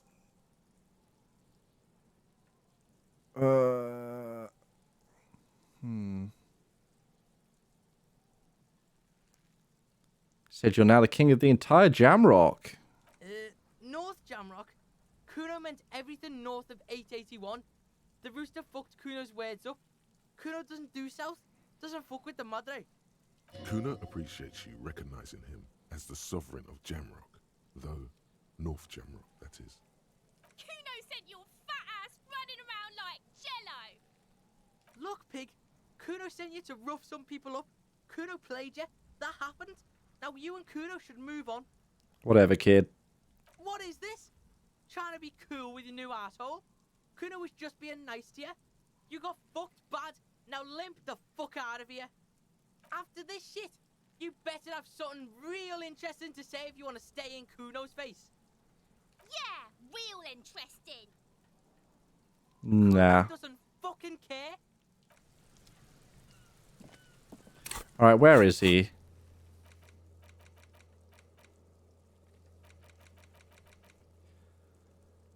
Go to Measurehead on the... Oh, it is him. Alright.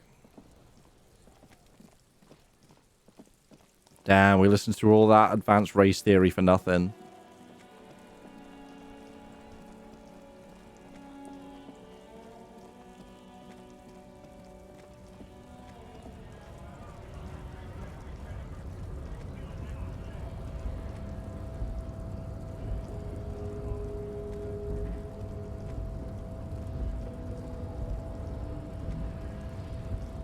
What you got?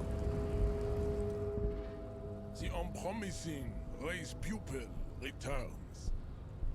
Why are you not with the Hardy Boys? I am not the first line of defense.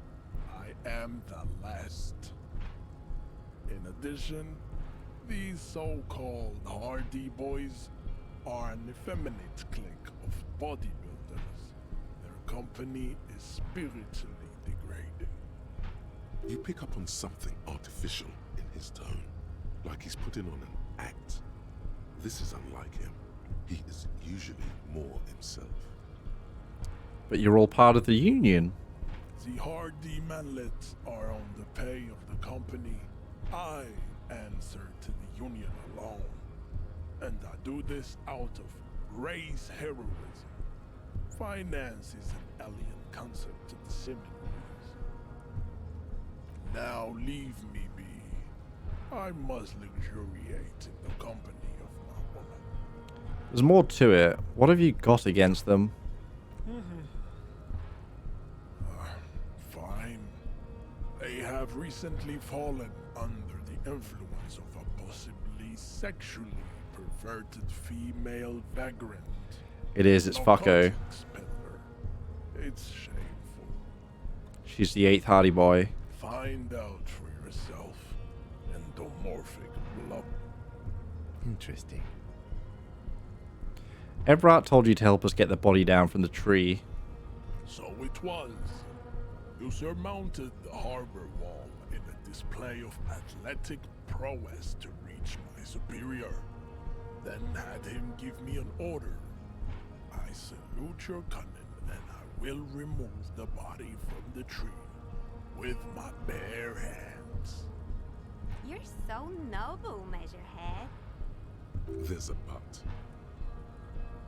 But while I am gone, someone must stand guard on the bridge. That someone needs to be you. Both of you.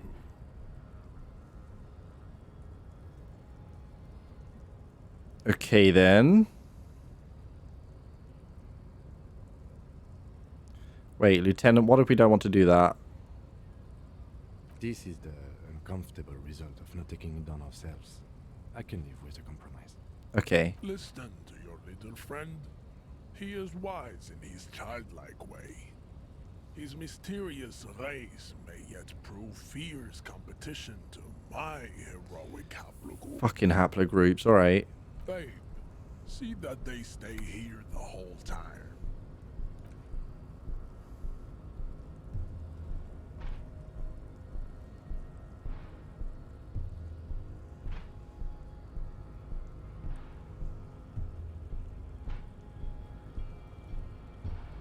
The woman's gaze follows Measurehead as he leaves. So, you guys are like cops or something? We're just trying to keep things from going to shit. Have you ever thought that maybe things should go to shit? I'm Katya, by the way.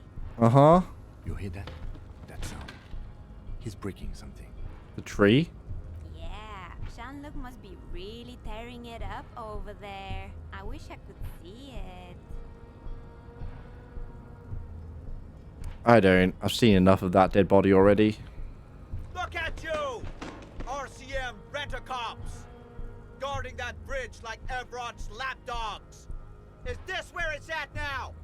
The RCM is for sale! Shut the fuck up. And who are you? What is your business here? Why are your clothes 4 sizes too small for you?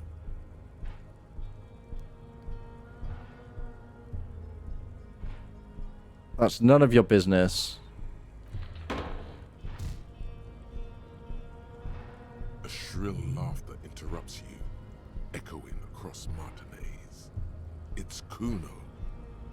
Then, the man turns to look behind him at the behemoth appearing around the corner, approaching him, walking past him. Is this also is the scab leader also going to be like RNE special forces or something? I wonder. The corpse has been removed from the tree. Stand down and congratulate yourself. You have sided with Ray's victory today. There has been no side choosing. We did what we had to do to keep order. And what you had to do was to become a Union man for all to see. Uh-huh. Let's go have a quick look. Yeah, I think we probably call it in a minute.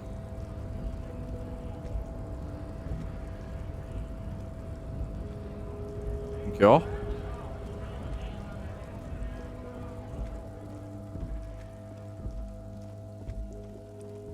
Day 2, we got the body down at least. I think this game would be quite fun to replay. I'm really tempted. What's up with you, kid? You missed a good show before. A kid came by and completely fucked the tree to pieces. He fucked the tree up! Fucked it good! It was porno! By the way, kipped is a racial slur. Of course. You need to act decisively. It's Kuno. Use Kuno words.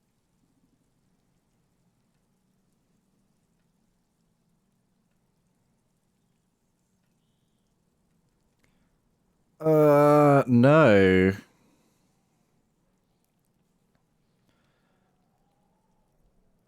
Stop using the K word, it belongs in the past. Can't tell Kuno what words to use? Fucking kipped.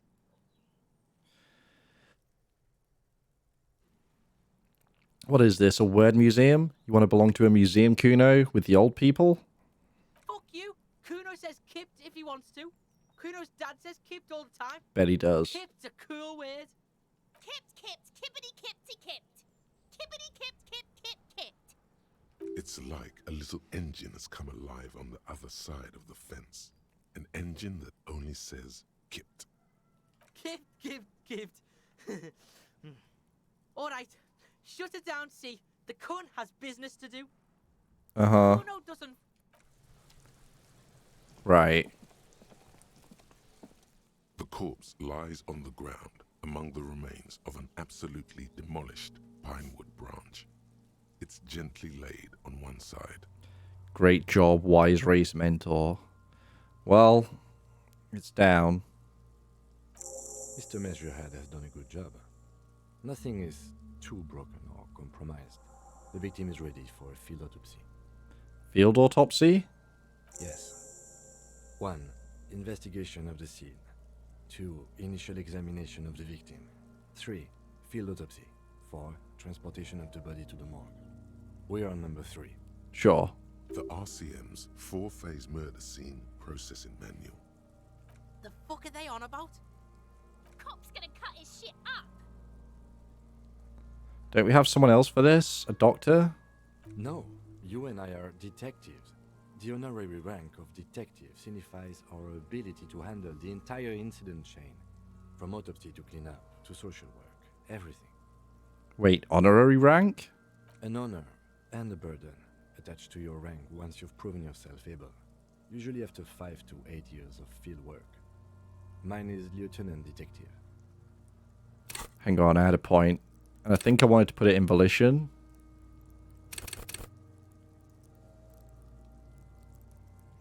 Have like no authority.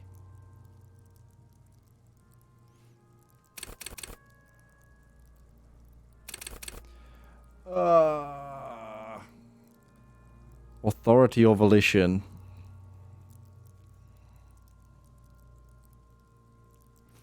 We're not going to get that up. It's so low.